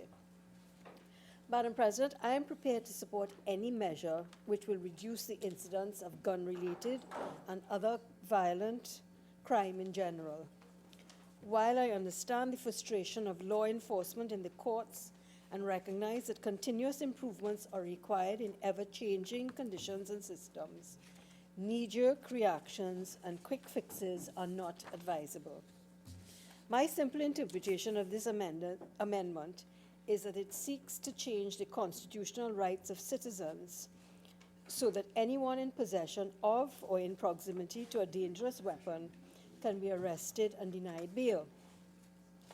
Despite numerous initiatives taken by Parliament and law enforcement agencies, there appears to be little or no significant reduction in gun trafficking and the use of guns in serious and violent crimes. In my view, the bill is draconian. The weapons prohibited are defined as artillery or automatic firearm or grenade, bomb or other like missiles. These are weapons of these are weapons and devices of mass destructions. These are the type of weapons used in mass shootings. While I don't want to imply hysteria, shootings occur locally almost daily. Internationally, there are examples of mass shootings which thankfully have not reached our shores. We can all recall the mass shootings in El Paso, Texas on August 3rd, 2019, where the gunman went into a Walmart supercenter and carrying a WASR-10 rifle, a semi-automatic civilian version of the AK-47, and killed 22 people and injured 24 persons. The Christchurch mosque shootings were two consecutive terrorist shooting attacks at mosques in Christchurch, New Zealand, during Friday prayer on March 15th, 2019. 51 people were killed and 49 injured. The police recovered 5 guns at the scene, 2 semi-automatic weapons, 2 shotguns, and a lever-action firearm. One of the firearms used by the gunman was an AR-15 style rifle. At Sandy Hook Elementary School in Connecticut in 2012, Adam Lanza shot and killed 26 people, including 20 children between 6 and 7 years old, and 6 adult staff members. Several semi-automatic firearms were used in the slaughter. The U.S. Supreme Court cleared the way on November 12, 2019, for relatives of Sandy Hook Elementary School shooting victims to sue the Remington Arms Company, the maker of the rifle used in the massacre. Madam President, this bill is not removing the judicial powers to grant bail. I do understand the concern voiced by my colleagues about innocent persons being framed. We trust that police officers will exercise due care and attention according to law in detaining and charging persons and thoroughly interview all suspects to ensure persons who are not a party to the crime are excluded. This should be explicitly phrased and included in the amendment so that constitutional rights of innocent bystanders are preserved. Madam President, it is my view that inadequate attention has been given to increasing the resources of the agencies that are required to examine and report on the firearm exhibits used in criminal cases. Firearm exhibits in criminal matters that are sent for analysis usually take years before they're returned with their respective certificates of analysis to the police complainants. This must mean that there's a significant backlog of cases involving firearms in the courts. With all the legislation that has been passed to streamline and speed up the process flow in the courts, little will be achieved if firearm matters are unable to be heard by the courts in a reasonable time.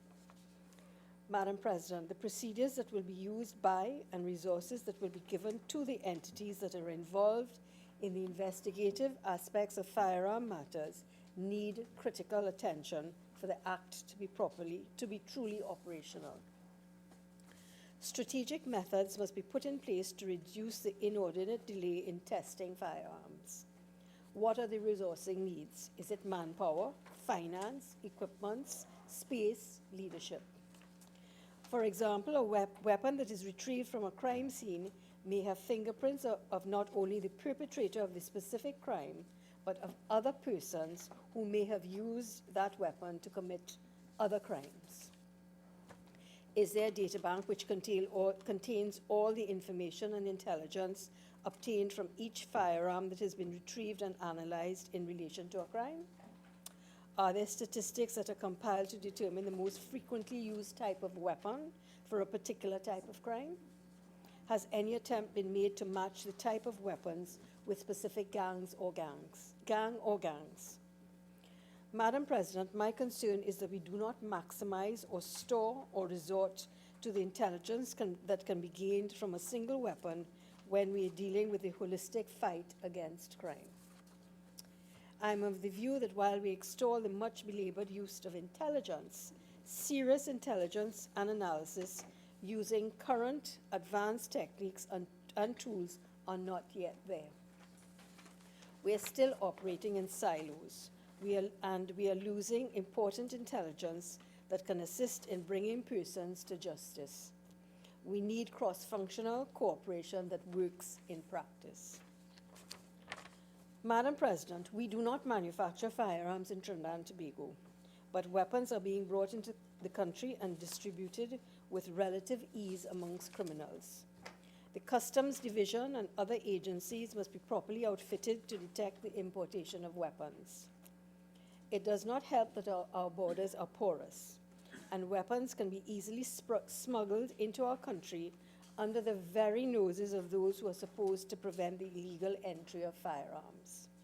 There's also corruption in the services of those who are meant to detect and prevent crime. Further, some members of these services are involved in a myriad of offenses involving firearms. It makes no sense to strengthen the law and hope that the legislation will automatically result in an increase in detection and conviction rates for firearm offenses. Madam President, I would like to urge the Honorable Attorney General to audit the resources, that is personnel, technology, and systems, for adequacy and effectiveness. I would also like to suggest that a special court be set up to deal with firearm offenses. This will speed up the hearing of cases. People who plead guilty will be dealt with speedily. Persons who are wrongfully charged will be able to be heard on a timely basis. Persons who plead guilty may also be able to provide useful information to the court to help connect the dots and increase the crime detection rate. These are my thoughts and suggestions for making this amendment more than a quick fix or the proverbial plaster to a festering sore. I thank you, Madam President. Senator Deyalsingh. Thank you very much, Madam President, for allowing me the opportunity to contribute to this act to amend the Bail Act, Chapter 4.60. 6 months ago, Madam President, we were asked to look at the Bail Act, looked at the amendments, and as Senator Richards said, it caused him he agonized over it then and now. And it's a similar thing, Madam President, in the sense that, we were looking at, balancing the rights of the citizens, which is entrenched in our Constitution, with looking at the greater good of society, protecting society on one hand as a whole. So, again, I had to grapple with the situation then, 6 months ago, and here it brings back a level of distress where we again asked to look into this amendments of the Bail Bill or the Bail Act. And what I must say, Madam President, sections 4 and 5 of the Constitution does in fact show the rights that we have. The right to liberty, the right not to be deprived thereof except by due process of the law, the right to protection of law, the right not to be subject to arbitrary detention and imprisonment, the right of not to be deprived of the right of a fair hearing in accordance with the principles of fundamental justice for determination of rights and obligation, the right not to be deprived of the right to reasonable bail without just cause. So therefore it is there. It is there as a right, and we have seen the changes throughout the years where various governments that were, try to institute changes, and we have seen those in opposition when they were in the government. There were various, attempts made to, amend the bail bill. We had the Act number 9 of 2011, Act number 11 of 2011, Act number 12 of 2012, Act number 1 of 2014, and Act number 7 of 2015. So therefore, we saw the need for the then government to say, listen, something is not working here. Criminals are probably getting the upper hand. Let us see if we could somehow change our laws to see if we can help tip the scale of justice probably back into the hands of the law-abiding citizens and away from the criminal elements who may be seen to be getting away. So there were probably 5 amendments which came from the now opposition and government. And again, each of those amendments, the arguments were for trying to get this 3/5 majority, and the Senate then and the laws then were passed where they actually got their 3/5 majority, and it actually strengthened the anti-gang legislation, the anti-kidnapping legislation, trafficking in person legislation. And it seems that the need for the 3/5 majority was something that the opposition then thought was much needed at the time. And similarly, the government of today again came with these bail amendments bill, the one 6 months ago and the one today, trying to see if we can get the 3/5 majority to somehow strengthen the system to fight the criminal element. Madam President, we have about 500 murders, approximately. I mean, Trinidad is in a state I'm thinking it's a state where people are scared to go out, people are worried, will they be shot? We have seen some figures from the Attorney General, but I think mentioning the amount of guns used in those 500 murders, I think it's around 300 and something. It's a lot. So the guns are out there, the guns are doing the damage. Senator Richards also mentioned the fact that the international profile of Trinidad looks bad because it seems that, people would look at us as a gun-running country. And somehow, I think we have to do something. So we have to do something about it. We have to see if we can help somehow. And if this 17th Amendment to the Bail Act can help, I again, like Senator Richards, will have to agonize. Is it something that we will give up the rights of an individual, give up the rights of a citizen very easily? Because we have been doing it in a piecemeal fashion. We have seen when the legislation came out before, when it first came out, I think it was in 2005, somewhere around there, we looked at the matter that, you know, if you are going to deny bail, you could deny bail up to 60 days. And then gradually it went from 60 days to 120 days. So again, what we have seen, it started out with 60 days, it went to 120 days. So the rights of the individual again, the right of the person who's probably denied bail, let's say that person is innocent. Moving from 60 to 120 shows that we were willing to erode the rights of the individuals, the liberties of the individual then. And the graduation from 60 to 120, when I looked at that, I wonder how come, it was in 2011, Act number 9 of 2011, that we started changing the no bail consideration from 60 days to 120 days. And, so starting with 60, going to 120, it makes it a little more draconian. So I'm saying, Act number 11 of 2011, we introduced the gang legislation, anti-gang legislation. And again, there was the ouster clause where we say the court now, the court may not be able to get involved in certain instances where there's the bail is there for certain cases. I am saying that right now, with this, this bill before us today, it is a little different from the one that we contemplated 6 months ago. The bill we contemplated 6 months ago mainly had instances of repeat offenders. For instance, let us say there was someone who was already on a charge, a conviction for some weapons with guns. You look at the firearms. The second one would say, well, it's really a second attempt, and if you are charged with possession of firearms and you have a pending charge for possession, you're denied bail. So it looked at not just a first-time offender, but it looked at mainly pending charges for possession. Again, it had if you are charged with a scheduled offense, but you have a conviction for an offense that carries in imprisonment for more than 10 years, you are denied bail. So what we looked at then, looked again, if you are charged with a scheduled offense and have a pending charge for a scheduled offense, you are also denied bail. It looked at cases where persons may be repeat offenders.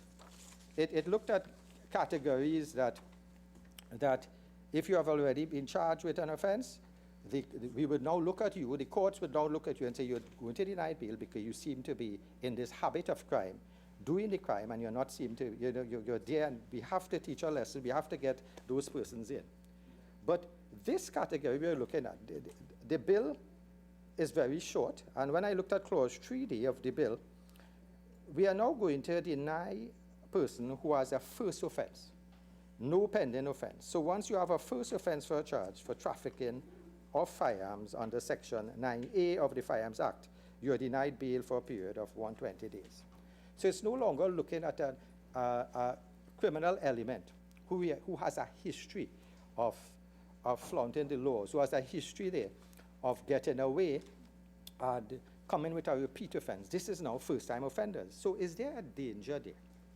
And I look at it, well, sometimes we may say it's a first offender, the law should be easier on the first offender. But Madam President, sometimes that is the first time you may catch somebody in the act.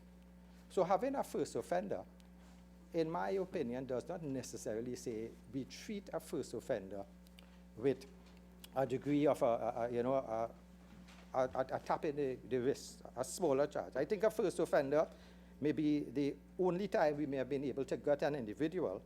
So therefore, we may have to look at the laws in such a way that treating the first offenders just as how we treat repeat offenders. So I do not have, it's not really a bitter pill for me to swallow asking the first offenders to be treated differently from repeat offenders. But, Madam President, I wondered why this bill came today. Why was it introduced today? Is it that there was a lapse in the 6 months ago and it was an oversight in the terms of the Attorney General's office? Was it due to the fact that this recent magistrate's decision, which has caused some concern in terms of the fact that the amount of guns that was in the possession of that individual who got bail, is it that caused the fear that we said we missed out on something? But in any case, if it was a lapse in the Attorney General's office for not bringing everything forward, that's not a problem. We bring it forward. We will deal with it. If it is due to the knee-jerk reaction of the magistrate's case that I think the Commissioner of Police spoke about, I am thinking this might be overkill. Because, you see, the magistrate may have made a decision, but in the magistrate's opinion, he may have assessed that in that case. He may have seen something amiss. He may have seen cases where he thinks the police probably acted inappropriate. And in his opinion, he may have thought, this is the case where I will grant bail. And why I'm thinking it's overkill, because the Attorney General's office, or the DPP, or even the police prosecutor at the time could have objected to the bail. They could have told the magistrate, hey, magistrate, we don't think this individual should have been given bail because of the seriousness of the charge or whatever we found him at. So there were other avenues, I'm thinking. Instead of coming to the Senate to try and change this, there were other avenues that we could have used to see. We could still appeal that decision instead of having to run to the Senate to say, let's change the laws. Madam President, I look at the fact that, there were successive changes in the previous administration, each one asking us to go after the rights of the individual. Even in this present legislation today, we are asking for, on 3/5 majority again. We are now asking again to look at the rights of the individual, comparing it to the rights of society. And in psychology, there's a term called a foot in the door persuasive approach, where you ask a little thing, you get people accustomed to giving up the rights of an individual. They get accustomed to that. And then piece by piece, as we get accustomed, the foot in the door approaches, you then convince everyone, well, you did it then, we 3/5 majority, so let's go a little further. Let's go a little further. Let's go from 60 days to 120 days. Let's go from repeat offenders to first-time offenders. And this might be, that might be a psychological approach to get us to agree. So far, if that's so, well, I'm saying it's there, but we have to be aware of it. So, Madam President, I looked at the fact that the Minister of National Security and the Attorney General, they have a very hard time. The efforts, I think, were commended by Senator Richards, and I want to join it. I mean, it's not an easy job to be out there. It's a lot on the shoulders to two young men. I mean, I consider them like, what do you say, two crime fighters, the duo, Batman and Robin, I think, to try and save our nation. But now, well, they will have to decide who's the Batman and Robin. But there's a new superhero on the COP, the Commissioner of Police has joined you. So 3 of you out there are really, superheroes. So 3 of you out there, there's a lot on your shoulders. The nation is dependent on you. The nation is hoping that something positive could come out. The nation is hoping that we can tackle this crime situation to get us a better national picture. The persons out there need to know that they are going to get some relief from the crime. We have to also be cautious, though, that, that we don't have a knee-jerk reaction to whatever the judiciary does. Because if you find a decision is given that the police commissioner does not like, I mean, there may be other ways to handle that by appeals and training your court, your police prosecutors to appeal certain decisions. There may be other ways. But you see, I am not sure if this was a knee-jerk reaction. I'm not sure if it was really needed to help the fight of crime. And the police commissioner, I think, had alluded before that he needs the legislation. And I think the last bill that we actually agreed to, the majority of us agreed to, did in fact give him some other ammunition to fight crime. So I am the first one to say that I will be willing to support certain legislation that I think could be for the benefit of our country. But the apprehension I have, Madam President, is the judicial figure, that magistrate in that case. I wonder how he may have felt being criticized in the media, social media, probably even in the House, that, people may be questioning his judgment, and we really cannot tell why he went that way. Was he aware of any other information? And it leaves a little bitter taste in the mouth that, I might be part of a process to try to so-called manage the judiciary, to tell the judiciary, if you do not give us certain things in terms of judgments or no bail or full extent of the law, if you do not give us that, we will just come to Parliament and change the laws. So we have to be careful that we are not sending a wrong message to the judiciary.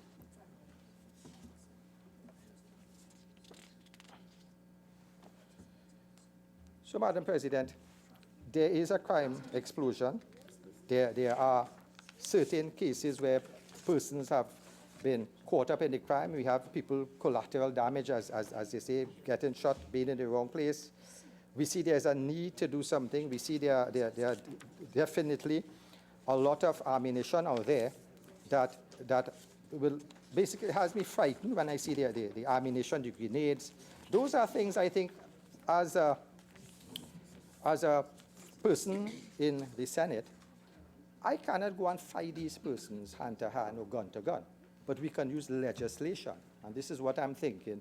We can use the legislation to see if somehow we can fight these individuals who don't seem to be bothered by the laws, who was not even affected by all the 5 amendments that came before from the last government, and who seems to be going out their business hunky-dory as if there's nothing to be scared of. So we are seeing more guns. We are seeing more killings. We are seeing citizens being traumatized.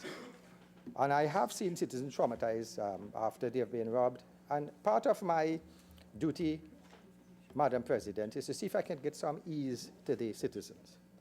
And I'm thinking we are asked to put further restrictions to the right of bail on the individual. So I want to balance this.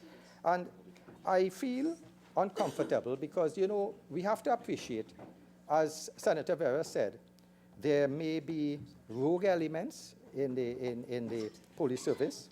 There may be cases where you have, he has asked for the legislation to be put forward that if police officers abuse their authority, if police officers frame up someone, they can have that frame up legislation, and I want to second that call for that. And there are cases, there was a recent case, Madam President, where the judicial officer actually questioned the shortcomings of the police officers. And I quote from The Guardian, dated the 14th of December, 2016, siblings are freed as police fabricated evidence. And in this case, the magistrate then said she believed the claims of the police, she actually believed the claims of the 2 siblings over the claims of the police. And the 2 siblings who were actually freed for illegal drugs being planted in their homes. So while I would want to support this legislation, I would like to see if anything could be put in place to protect the rights of individuals like this. Because as recently as 2016, we have had criticism from the courts of the police involvement in this matter. I would like, Madam President, if somehow that if we are going to put further restrictions on the right of bail, that we do so in the sense that if there is any evidence that you are going into someone's home, you're going in to look for guns, you're going in to search, you're going to search a car, I am asking and hoping that the Attorney General could give us some sort of a guarantee, some sort of assurance that video evidence will be there, because we have been promised that body cameras would be given to our police officers. So if a police officer is going into my home, I would want to say, you know, bail, as we say, and in this case, bail can be granted still, Madam President, in exceptional circumstances. And I'm thinking in exceptional circumstances, yes, we have, the case law will actually tell us what are the exceptional circumstances. But I'm thinking, if somebody is going to search my home, I would rather the video evidence is there, so we can now look at it, so we can somehow cut down the level of police framing us or framing individuals that was mentioned before. So the video evidence, I think, is very important, so nobody could scream it was planted. This will serve as a safeguard both for the police officers, so people wouldn't be able to say they planted evidence, as well as the individuals who may come out now and feel aggrieved. So the granting these restrictions to the right of bail, I'm thinking, is we have to tidy up the evidence bill. We have to also ensure, Madam President, that since this legislation looks at first offenders, and some people might say, well, first offenders, you know, it's not like what happened 6 months ago. I will be a little more comfortable, Mr. Attorney General, if this piece of the legislation is given a sunset clause for 1 year. And 1 year would at least, looking at the first offenders especially, give them, rather than, you know, so 1 year we look at this piece of legislation and decide, hey, it's working, it's not working. And I'm thinking, Madam President, I may be more comfortable instead of the 120 days for first offenders, bring it back to the 60 days, where I'm thinking that, you know, it will ensure that, you know, if it's really a first offender set up, I will be more comfortable giving them 60 days rather than 120 days in our horrendous system that exists in the jails. So those are the two areas that I would hope we could get some sort of agreement, some sort of comfort in terms of giving up the rights, but at least putting certain aspects in place that we can help these individuals, just in case it's an individual who has been framed. And you see, Madam President, while we are coming with these pieces of legislation, I ask, you know, yes, it is necessary to help fight crime, but I'm saying, most respectfully to the Minister of National Security, why not borrow the Jamaican issue where they have the limited state of emergency in certain areas? Because we want to tackle crime, we want to tackle guns. So we should not go with it just in the legislative aspect. We use other methods, limited state of emergency. Why not have an all-out attack by like a joint army police patrols? These are things I'm thinking we should have in place, as well as changes in the legislation.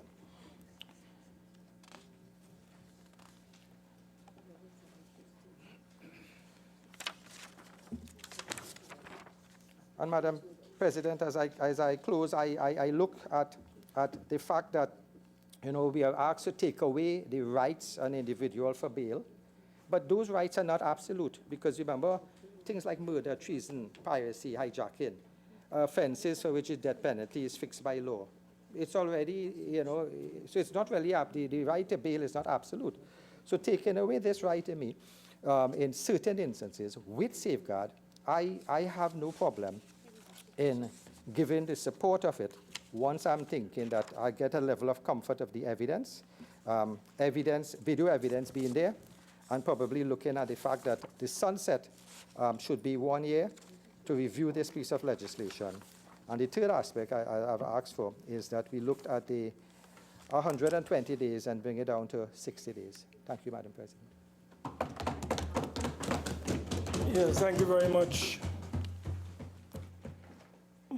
Thank you very much, Madam President. Madam President, I rise to speak on a bill to amend the Bail Act.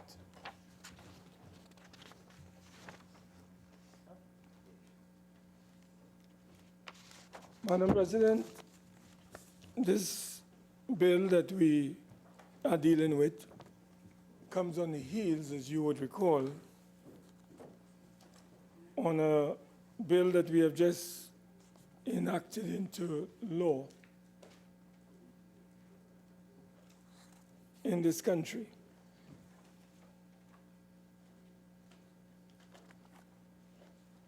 I sought to determine very early,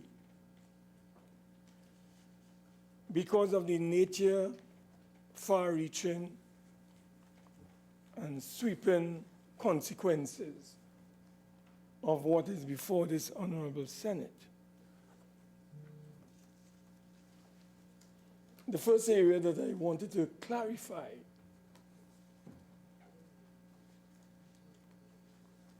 is to get the government to tell the Senate, and the Attorney General in particular, what sort of consultation did the government, the Attorney General, had with the various bodies, like the Law Association, the Criminal Bar. Because, Madam President, I can tell you from the research that I have conducted on this matter, when it came to previous amendments to the very Bail Act, back then, 2016, 2015, both the Criminal Bar as well as the Law Association came out against the attempt, both by the last administration and this current administration, to restrict the rights of citizens as it relates to accessing bail as they are entitled to under the Constitution. And here it is, Madam President, we are being asked today to engage in further restrictions. The only difference, Madam President, is that the government is saying we must move away from someone being charged or someone who has a pending charge and is in possession of what we have described in the legislation as a prohibited weapon, or somebody who might be engaged in the trafficking of firearms. That person, for the first time, Madam President, first time, will be denied bail and therefore be incarcerated for 120 days. We believe, Madam President, that that is draconian. It's very, very dangerous. And we believe the entire piece of legislation that we have before us is unconstitutional. It is disproportionate.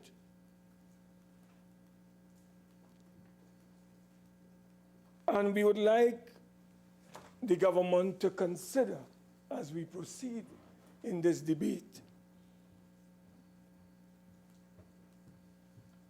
certain amendments to the legislation. Because, Madam President, there is no doubt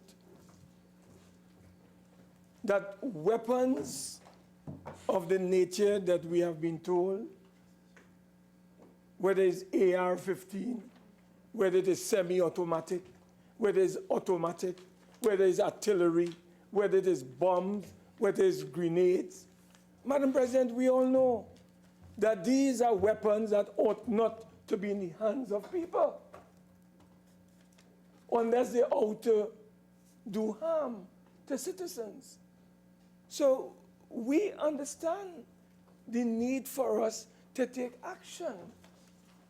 But, Madam President, in taking action, we have to be very careful and mindful that we live in a society in which the Constitution is the supreme law of the land. And there are rights, there are freedoms that every citizen enjoys and is entitled to.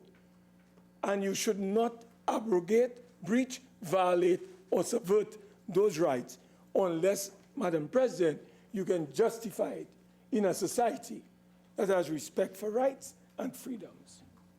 And we know under sections 4 and 5 of our Constitution, there are rights outlined.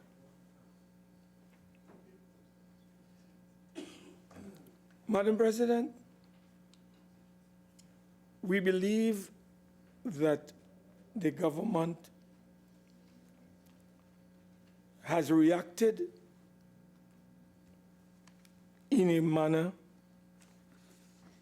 that clearly the evidence is showing that it has not been properly considered or thought out. Madam President, we have evidence from both the Attorney General and the Minister of National Security that between 2009 and 2019, some 40, I want to be generous, it was 43 machine guns were discovered up to the time in June. As of November, it went up to about 46. So, Madam President, you can see that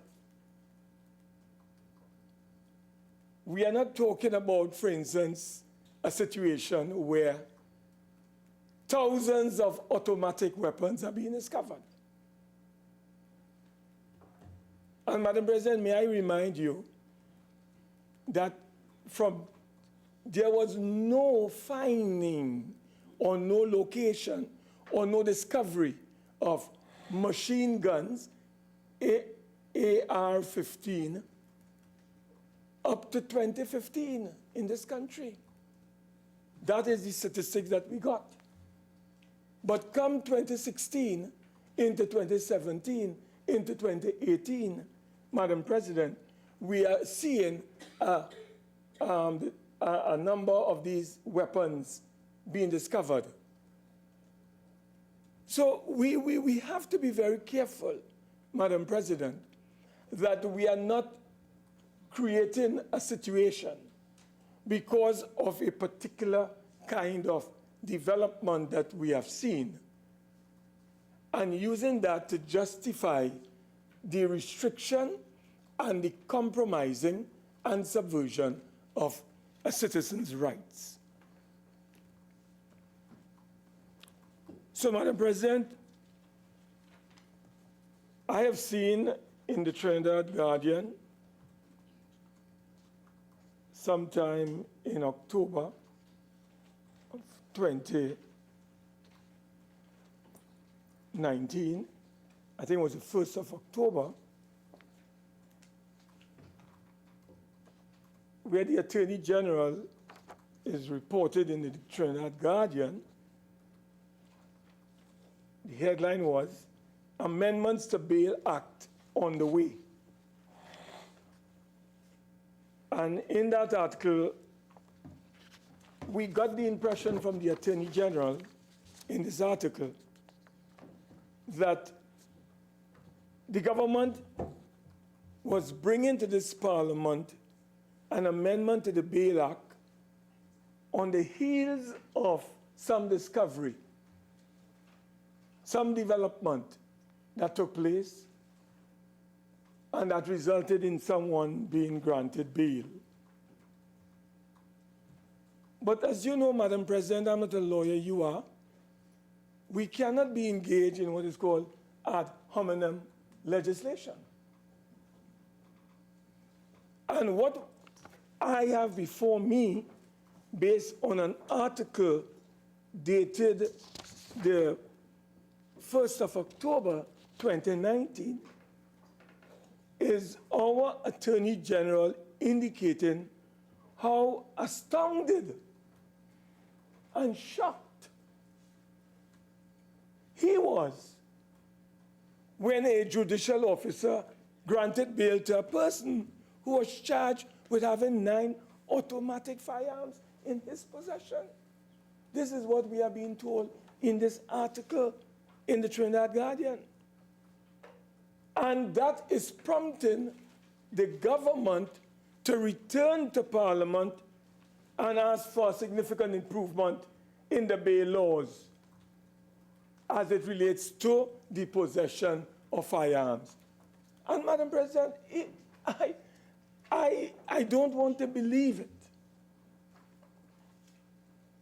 that the basis of the legislation that is before us today had to do with what is in this article.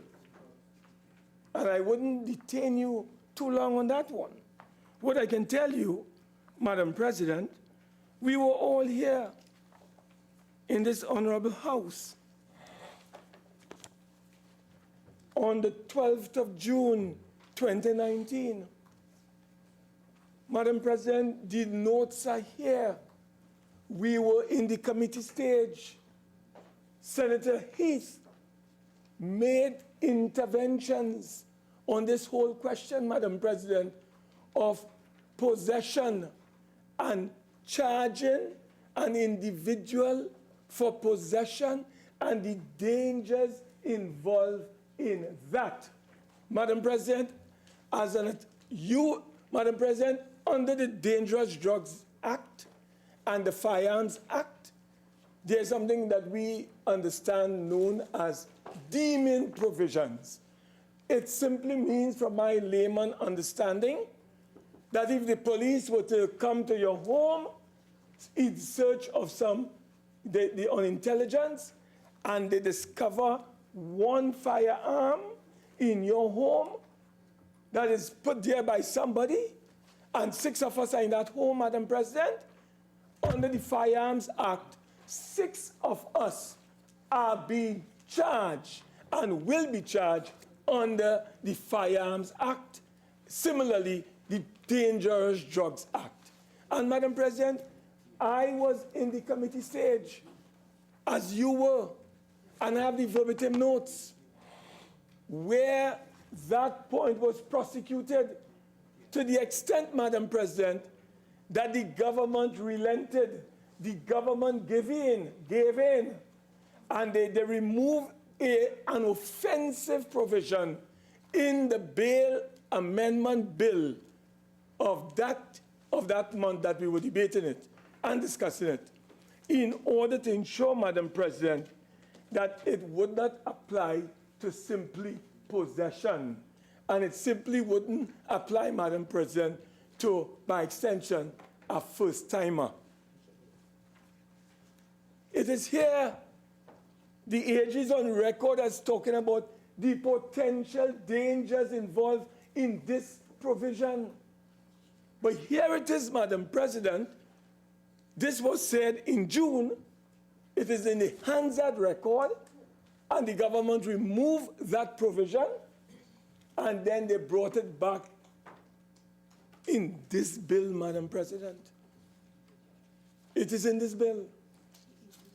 So, Madam President, we are saying to the government,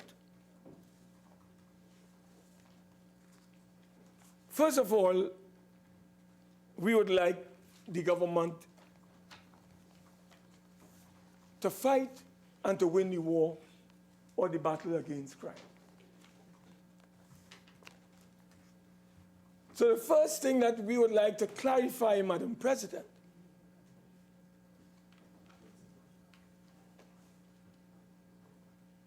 whether the government base the need for this particular amendment on this story of this 9 AR-15 machine guns that were found in some vehicle where a young man was asleep, 19 years old.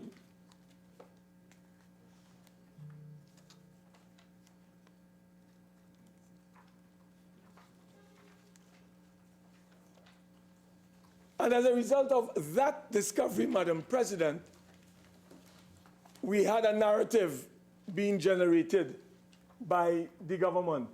Madam President, I took offense in the last debate that we had on this matter when we were told as senators that we didn't understand the ground. We didn't understand the reality of what is going on in this society. It was as if we were being told by the government and the government spokesman, Madam President, that you senators don't understand what is taking place. And therefore, what was being generated here, Madam President, is like hysteria and fear. The government is trying to inject fear, not only in the population, but I was quite astounded when they were trying to inject fear in the Senate and in the senators. I couldn't believe, Madam President, what I was hearing. I have been in this place for some time now, and I couldn't believe it. And Madam President, we have to be very careful, Madam President. Rights are fought for. People die for rights. And when those rights are established, Madam President, you cannot come here and simply try to remove them by injecting fear in the population. And want us, Madam President, to contribute to the surrendering of the rights of the citizen without any real concrete evidence before us. Madam President, why there shouldn't be bail for a first-timer, Madam President? When the Constitution says, Madam President, that you and I and every citizen is entitled to bail in this country, unless you can show otherwise. And Madam President, the only line of authority under our Constitution and in the laws of TNT that can determine that are the members of the judiciary, be they magistrates, be they judges, Madam President. But we are being asked, Madam President, to take over the functions and the role of judges and magistrates. They may not be telling us that in the direct way or words that I'm using, but when you look at the legislation, Madam President, the end result is that we are being asked as senators to determine these things. Madam President, you know, under the Bail Act, Section 6, there are criteria and guidelines that a magistrate and a judge can use to determine if a person should be granted bail or not. But we are being asked, Madam President, that if an individual is set up and a gun is found on his premises or in his vehicle, we are being told, Madam President, mere possession. It doesn't matter how it happens.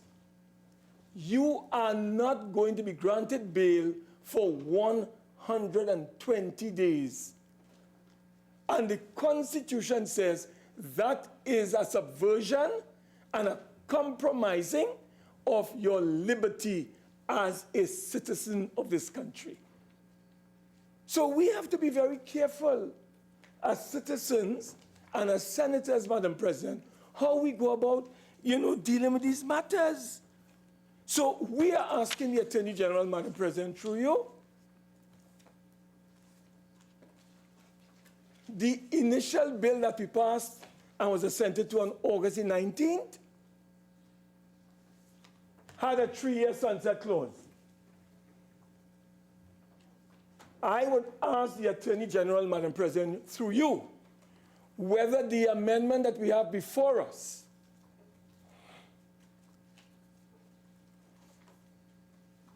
whether what we passed, this amendment that we are dealing with, whether this amendment will be carried forward in the context of the sunset clause, or whether this amendment that we have here stands alone.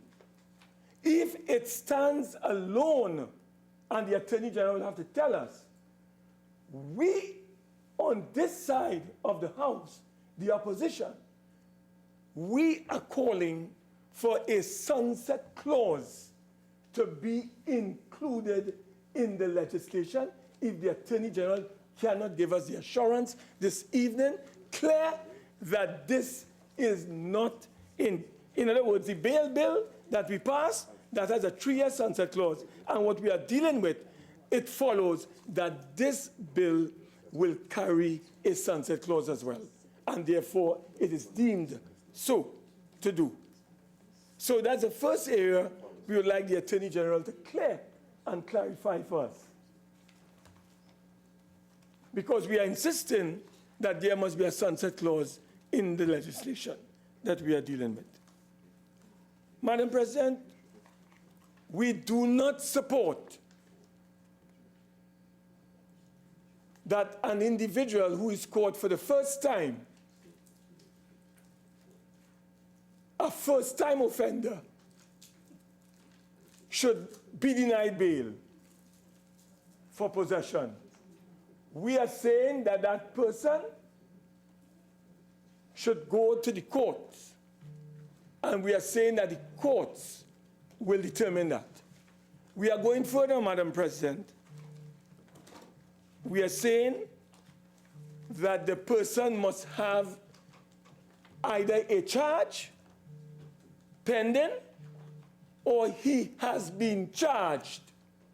So there is either he has a charge pending and he's found in possession, or he is already charged, Madam President, and he's caught in possession.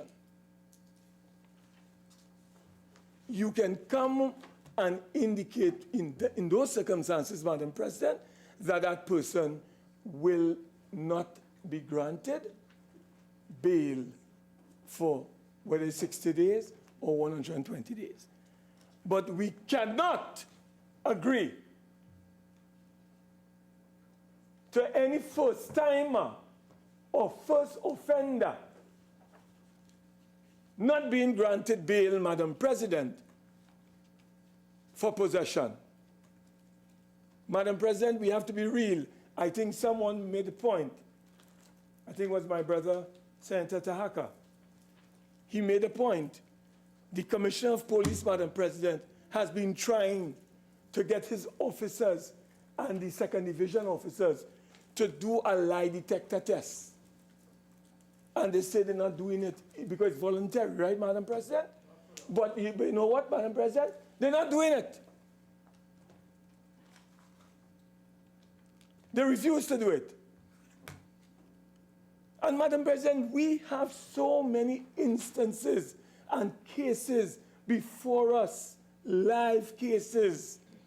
Senator Choate outlined some for us recently. Senator Vieira said, as a practicing lawyer, he knows of several instances where innocent people were framed, Madam President. Madam President, the courts, based on case law and cases determined by the courts, we have evidence and we have cases showing where innocent people were set up. And the courts, Madam President, ended up compensating citizens who were innocently set up. And the government comes here Madam President, in the year of the Lord 2019, the 19th of November, to tell this Parliament, trust the executive, trust law enforcement. Madam President, I take umbrage to anybody, whether it's the Chief Justice, whether it's the Commissioner of Police, Madam President, whether it is the Deputy Commissioner of Police, or whoever out there, DPP, telling us in this Parliament, sorry, Madam President, telling me and us in this Parliament how we must conduct the affairs in the interest of the people. We are lawmakers. We are here to protect the rights of the people. And nobody can, you think I can tell the Commissioner of Police how to do his work? Man, the first thing he have a press conference and he dismissed me. I can tell the Commissioner how to do his work? Or can I tell the DPP how to do his work? Madam President, let us play in our sections now. We are responsible for lawmaking. We are responsible for protecting the rights of citizens. Listen, the Parliament is almost, Madam President, the Parliament represents the oxygen of democracy. Without the Parliament, without the legislature, you could easily run into a dictatorship. So don't come here and tell me and tell us and try to inject fear into us and say give more power to the police. The executive controls the police. You don't understand that? The executive controls law enforcement, Madam President. And what the government is telling us to do is to give them, by extension, more power. Madam President, may I remind you that freedom is never taken away in one fell swoop. By small degrees, sometimes almost imperceptibly, they are removed. And before you know it, Madam President, you're living in a fascist dictatorship. That is how it happens.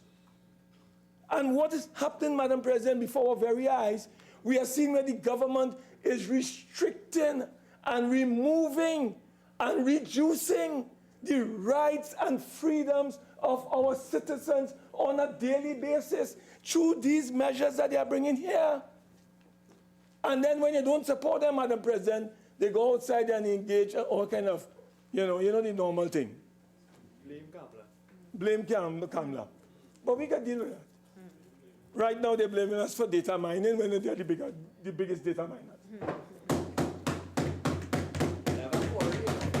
Senator Mark. Yes, Madam President. I urge you to confine your... Yes, Madam President. I am guided by you. Get into your section. So, Madam President, we are saying that the separation of powers, these are things that we have to deal with. There's another area, Madam President. I spoke about one, first-time offender. Secondly, sunset clause. There's another amendment that we are proposing. Persons who are who are denied bail, first-timers again, denied bail for 120 days. And the case, Madam President, during those 120 days, just merely call, they're in jail for the rest of their life. Just call the case, start the case, Madam President, and you are there for the rest of your life. Madam President, we need to amend that situation, and we are proposing. So if the government wishes to work with the opposition to get this bill passed, the ball is in their court. We have amendments that we want to put on the table for consideration. But we are not rubber stamping any draconian, oppressive measure without making the appropriate amendments in order to protect the rights of the citizens of this country, Madam President. So, Madam President, I tell you that we were given the impression, and Madam President, I don't know at what stage the truth will be told on this matter that led to this piece of legislation before us today. I don't know at what stage it will be told.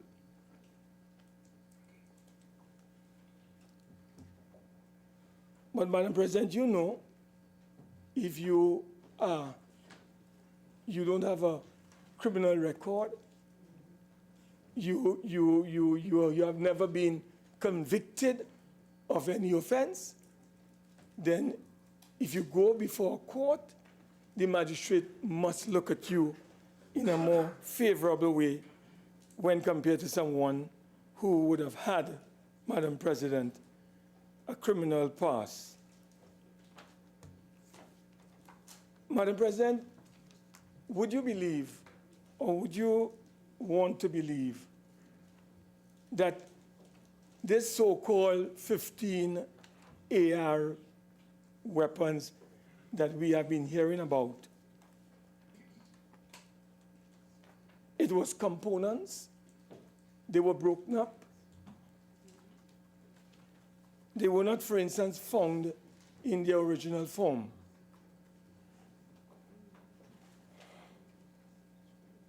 And therefore, the person who would have been charged, what would that person have been charged for? Not the components? But you know, Madam President, everybody believes in this country that a person was charged for possession of 9 AR-15. Not components, eh? Not components. No, but no, when you say you charge somebody with components, you understand? As opposed to saying 15 or 10 or 9. Let us be serious now. Yeah, it's like you telling us, Senator Ram. Oh, sorry. No, I was going to tell you something. Senator Hussain, please. Madam President, I want to indicate that under our Constitution, there is the presumption of innocence until one is proven guilty. The Attorney General has brought legislation here and seeking to reverse the burden of proof.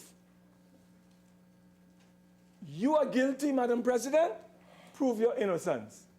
That is what we are being told here. Again, Madam President, trying to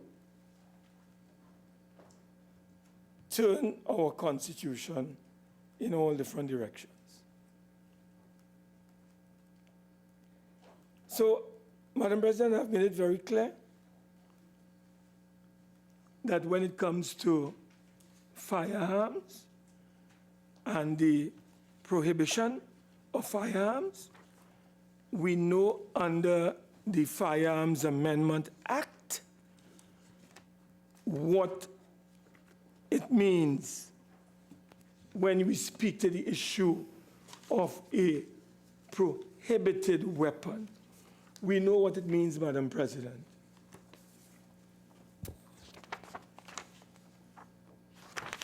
Senator Mark, you have 5 more minutes. Madam President, thanks, ma'am. Madam President, when we look at Clause 3 of this bill, we would see under Section 3A, prohibited weapon means any artillery or automatic firearm. It means a grenade, a bomb, or other like missiles. Some say missile, some say missile. It all depends on the tone. You know about missile tone? Yeah, so it all depends. Madam President, so at the end of the day, Madam President, these are some of the realities that we have to deal with. I think Christmas is around the corner, right? Yeah. So, Madam President, at the end of the day, these weapons that we are talking about here in clause 3 of the bill, artillery, automatic firearm, grenade, bomb, and missile or missile, whatever you call it. Madam President, the reality is, as Senator Seepersad said, we don't produce these things here. We do not produce these things here. Both the Attorney General and the Minister of National Security have admitted, Madam President, that the borders are porous. So rather than go to the source of the problem, lock down the borders, deal with the migrants, tighten customs, strengthen your border control points, ports of entry. You know what they prefer to do, Madam President? They prefer to take away our fundamental rights, put the young people in jail, Madam President, rather than deal with the issue. This is a lazy government.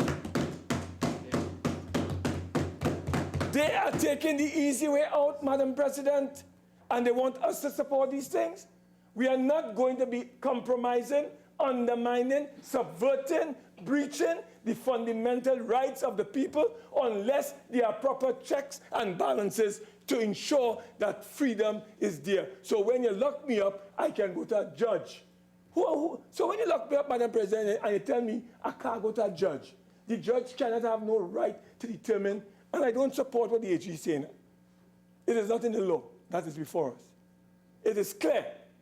What the government is trying to do, Madam President, is to oust the judiciary from the legislation. That's what they're trying to do. And they come with some kind of exceptional circumstances, whatever that means, wishy-washy. But at the end of the day, Madam President, we have to ensure that we protect the rights. So I call on the government, deal with inequality, deal with poverty, deal with the 100,000 people who are unemployed in this country, deal with the social crisis in the country, and do not react, Madam President, only to punitive measure. This thing is not about punishment. Bail is not a punishment, Madam President, and that is what they are doing. They are using bail as a punishment. It is to make sure that if I commit an offense or I'm charged, Wade Mark must appear in court. If the judge believes or the magistrate believes I wouldn't appear, then they could deny me bail, Madam President. Madam President, I know my time is up. I want to let you know, Madam President, we shall be circulating appropriate amendments to this piece of legislation. It is up to the government. They can reject it, they can modify it, they can dump it. That is their business. They have the majority, but they want our support. But in any event, we want to work with them. And we look forward, Madam President, to the committee stage where we'll be able to engage the Attorney General in this matter and get some, have some serious way forward for the people of this country. I thank you very much, Madam President. Attorney General. Thank you, Madam President. Madam President, I thank honourable senators for their contributions in this debate. I'm torn at this moment as to whether I should take the bait that Senator Mark and the opposition offer to respond to scandal and scurrilous issue and breach of constitutional right and bunch of irrelevancies to this actual core focus, rendered both on the first sitting last Tuesday and again repeated today, largely by Senator Mark, or whether I should actually speak to the independent bench and the solid observations brought. I'm hearing Senator Hussain in crosstalk asking whether we have a right to privacy. And that, of course, takes us down to the path where the opposition tells you that when the government, and when I say that there's no such thing such as an absolute right in law, they somehow believe that there is. The fact is that the Constitution is pellucidly clear.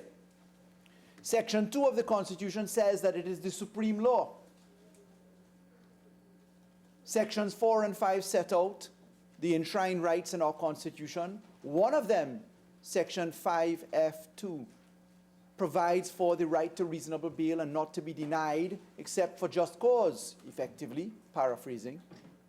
Section 13 of the Constitution clearly says that you can infringe or abrogate the Section 4 and Section 5 enshrined rights in two circumstances.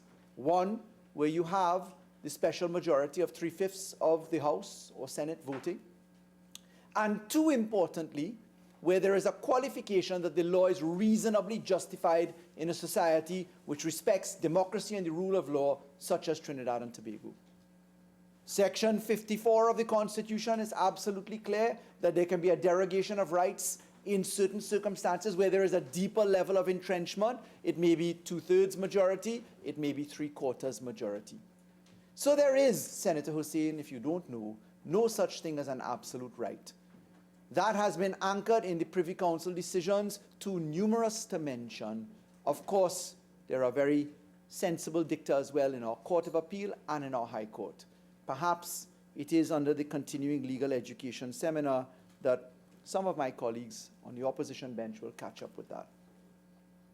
Senator Vera said something which was very important. Senator Vera said that we ought to handle this bill like a grenade. Senator Vera also went on to say the question will be whether Section 5(7) capital A of the parent law, which we amended the last time we amended bail law, is the antidote to possession. Now, effectively, this debate really has had resonating on this floor a constant refrain. The refrain is that we are taking away the right to bail. I want to say absolutely clearly that this law, and very importantly, the law that we piloted and passed, Act number 17 of 2019, this law does not take away the right to bail. And I will demonstrate that in two conclusive ways.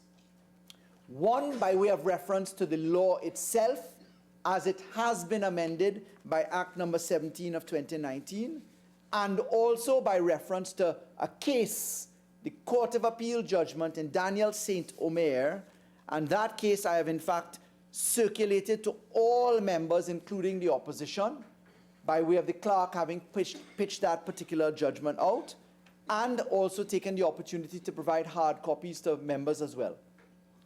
And that particular judgment of the Court of Appeal, written by the judge who provided the majority decision, the decision which was a whole decision, that is Mr. Justice of Appeal Smith, that anchors that there can be no doubt in our mind that we are not excluding or ousting the jurisdiction of the court in any circumstance whatsoever. I think I've made that pellucidly clear. It's now only to demonstrate it by virtue to statute and by virtue to law. First of all, honorable members have before them, and I circulated this on the last occasion, a marked up copy of the Bail Act. I want to remind of this. Senator Vera would know this well. I've now spent roughly 9 years in Parliament, and I can tell you in the 5 years and 3 months that I sat in opposition, and certainly times prior, it was never the habit of any government sitting to circulate marked up copies of law. Never. I asked the CPC's department why that was the case. And it was said, well, you'll be giving them too much ammunition to fight you with if you make it too clear. That wasn't the CPC's decision. It was what previous attorneys general seemed to be saying. Look, don't clarify the issue for the senators or members of the House. Let them truck through the law, have to write into a printed copy of the law and make sense of it. I took a very deliberate decision that under my watch, I would provide all information to honorable senators, all information, so that we can actually share and understand the perspective. So you have before you the marked up version of the Act. First point, Section 5 of the Bail Act starts off with Section 5(1). Subject to subsection 2 a court may grant bail to any person charged with an offense other than an offense listed in Part 1 of the first schedule. Today, this bill does not propose an amendment to Section 5.2 of the Bail Act. We are proposing an amendment to Section 5.3 of the Bail Act. In amending Section 5.3 of the Bail Act, we are inserting that if you come before a court charged with possession of an automatic weapon, meaning a weapon of war as defined, submachine guns, etc., Senator Seepersad read for us quite correctly what 5 guns did in the United States of America. What 5 guns did in the United States of America. What 3 guns did in Christchurch in New Zealand. Effectively, in total, killing hundreds of people. We also propose that if you come before the court on the first occasion and you're charged with trafficking of firearms, in other words, then 2 or more firearms, we say in those circumstances that you will effectively run through the mill of having to convince a court in Section 7A, capital A, that is Section 5, subsection 7A, which says, notwithstanding subsections 3 and 7, we're amending 3, 7, a person to whom those subsections apply may, in exceptional circumstances, make an application to a court for bail. So step number 1, we are not amending Section 5.1 of the Bail Act. Section 5.1 only effectively excludes capital offenses, treason, murder, etc. We are not amending subsection 2, which subsection 5.1 makes reference to. We are amending subsection 3. We are saying if you come before the court for the very serious thing of being in possession of an automatic weapon, a weapon of war, or if you are on a charge for trafficking of firearms, that you must fall to a reversal of burden. Now, Senator Mark made the most outlandish statement saying that we were twisting the Constitution in reversing the burden of proof. Senator Mark then said the government is lazy. No, sir. The government is not lazy. The definition of laziness is where you don't read Section 5 of the Constitution yourself, Senator Mark, and you realize that it is specifically and expressly provided in Section 5 of the Constitution that it is not unconstitutional and that you can reverse the burden by putting someone to prove a fact, a defendant to prove a fact. That is laziness, Madam President. So, we are saying in this law, you have the right to go to the court. Senator Vera has put it on its head, hit the nail on the head. The question is, are you satisfied with exceptional circumstances? Number 1, there is a separation of powers principle. You have the legislature, which is us, the executive, which is the cabinet, and you have the judiciary. The judiciary's role is to consider the interpretation of the law. They do so on the basis that the law is a living creature which continues to evolve. That is captured certainly in the common law itself and in the interpretation of law, saying that law is not static. The Constitution is not static. Any law is not static. The courts are allowed to interpret law from time to time. Where have we got this idea of exceptional circumstances from? Attorney General, honorable senators, at this juncture, as the sitting will be suspended. We will return at 5 p.m. Attorney General, you've used up 11 minutes of your speaking time.